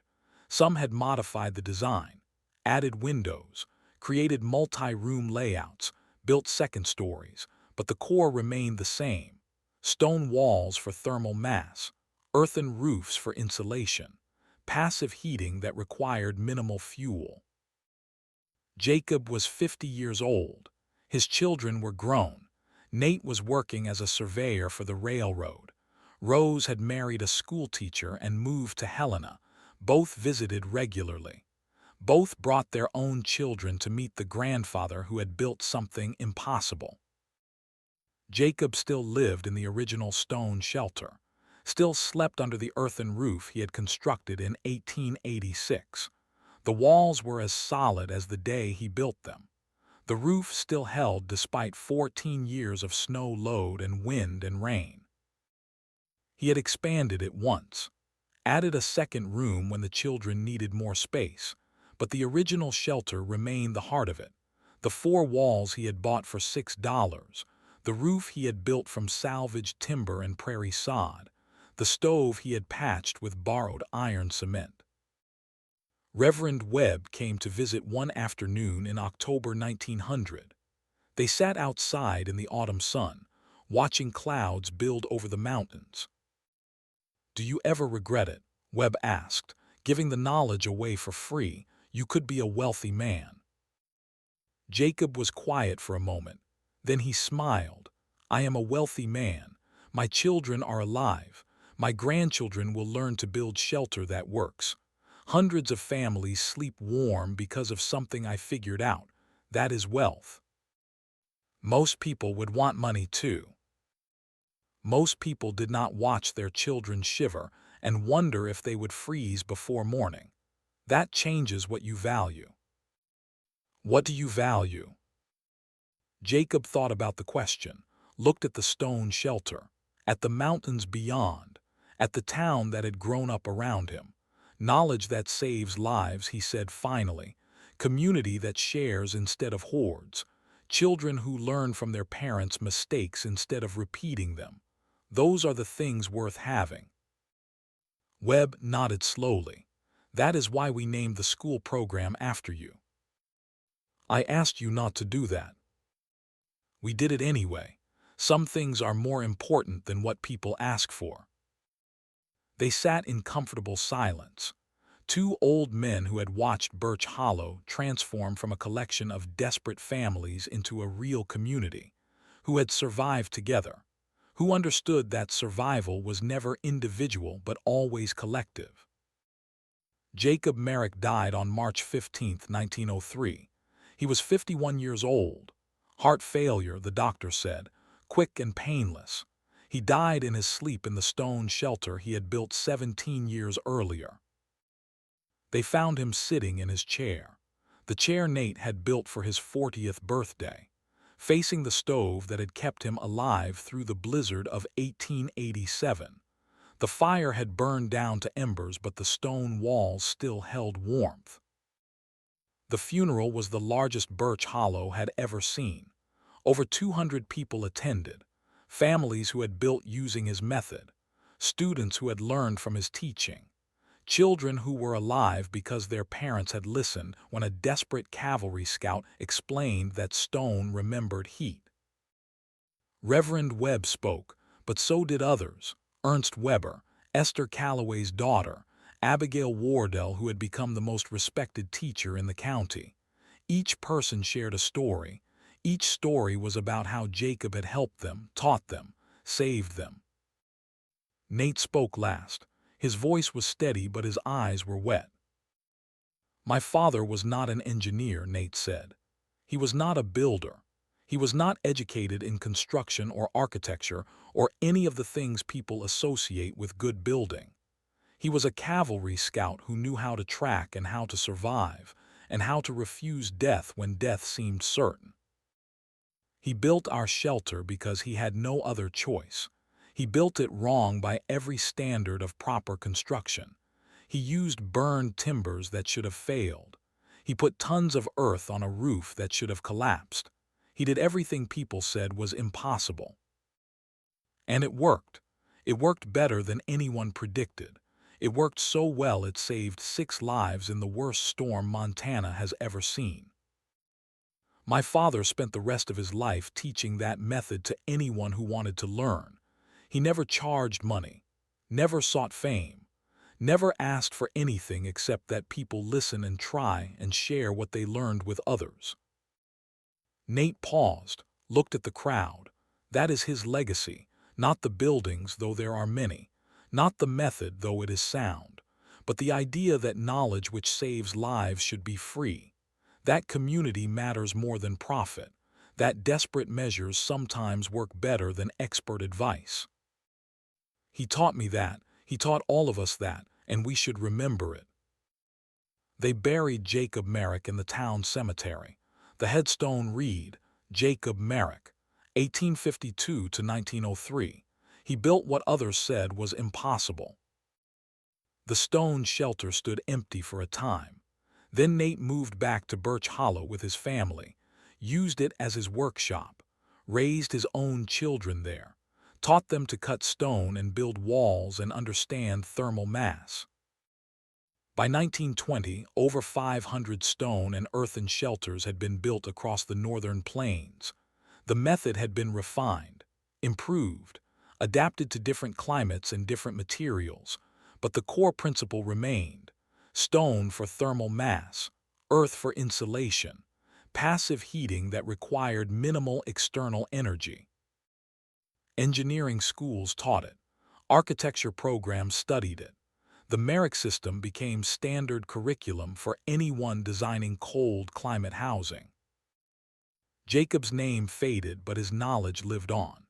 People built shelters without knowing who had first figured out that stone walls could hold heat through Montana winters, without knowing about the desperate cavalry scout who had gambled $6 and two children's lives on observation and stubbornness. But they built, and their families survived, and that was what mattered. 1954. The original stone shelter was dismantled. Nate's grandson, also named Jacob, made the decision. The roof had finally begun to fail after 68 years. The timbers, even the sound core beneath the char, had rotted. The earthen layer was washing away. The building was no longer safe. But they saved the walls, carefully disassembled them, numbered each stone, moved them to the grounds of the Birch Hollow Museum where they were reassembled as an exhibit. A plaque explained what they had been, what they had meant, how many lives they had saved. 2024. A historical marker stands outside Birch Hollow, Montana, population 312. The marker reads, Site of Jacob Merrick Stone Shelter, built 1886. Merrick, a cavalry scout with no construction experience, designed and built a shelter using limestone walls and an earthen roof. His design, based on observation of passive thermal regulation, saved 6 lives during the Great Montana Blizzard of 1887. The Merrick system influenced cold climate architecture across the northern United States and is still taught in engineering programs today. The original shelter stood until 1954. Foundation stones remain visible on the museum grounds. Tourists stop, read the marker, take photos. Most do not understand what it really means, cannot grasp that a desperate man with $6 once gambled everything on stone walls that absorbed heat and earthen roofs that trapped warmth. But some understand. Engineers on road trips, architects studying vernacular design, old-timers who remember grandparents talking about the stonemason who taught for free. They stand a little longer, read a little more carefully, recognize that something important happened here. Something that started with desperation and observation, and refusal to accept death as inevitable. Something that proved expertise was worth less than trying. That knowledge shared was more valuable than knowledge sold. That stone could remember heat and earth could hold warmth, and a man who knew nothing could sometimes figure out everything that mattered. The stone walls that Jacob Merrick built in 1886 stood for 68 years. The earthen roof he placed atop salvaged timbers sheltered 6 lives through 9 days of cold that killed over 100 people. He charged nothing for the knowledge, patented nothing, claimed no ownership over ideas that saved hundreds of families. He was not a builder, not an engineer, not an expert in anything except survival and observation, and the stubborn refusal to die when everyone said death was certain. He had $6 and 2 children and nowhere else to go. So he built something impossible from materials that cost nothing. And when it worked, when stone walls proved they could remember heat and earthen roofs proved they could trap warmth, he taught everyone who would listen. Not for money, not for fame, not for recognition, but because he remembered what it felt like to be desperate with children depending on him and everyone predicting his death. Knowledge that saves lives should be free. Community matters more than profit. Desperate measures sometimes work better than expert advice. That was Jacob Merrick's legacy. Not the buildings, though there were many, not the method, though it was sound, but the idea that survival knowledge belongs to everyone, that sharing costs nothing and saves everything, that stone and earth and observation and desperation can be enough. On a frozen morning in January 1887, 6 people walked out of a stone shelter into 32 below zero sunshine, still breathing, still alive, against mathematics that never worked, against predictions that said they would fail, against expertise that declared their shelter impossible. They survived because stone walls remembered heat, because earthen roofs trapped warmth, because a cavalry scout with no construction knowledge had watched his children shiver and refused to accept their death as inevitable. Sometimes that is all it takes: refusal, observation, desperation that will not surrender even when surrender seems reasonable. Sometimes stone and earth and stubborn determination are enough.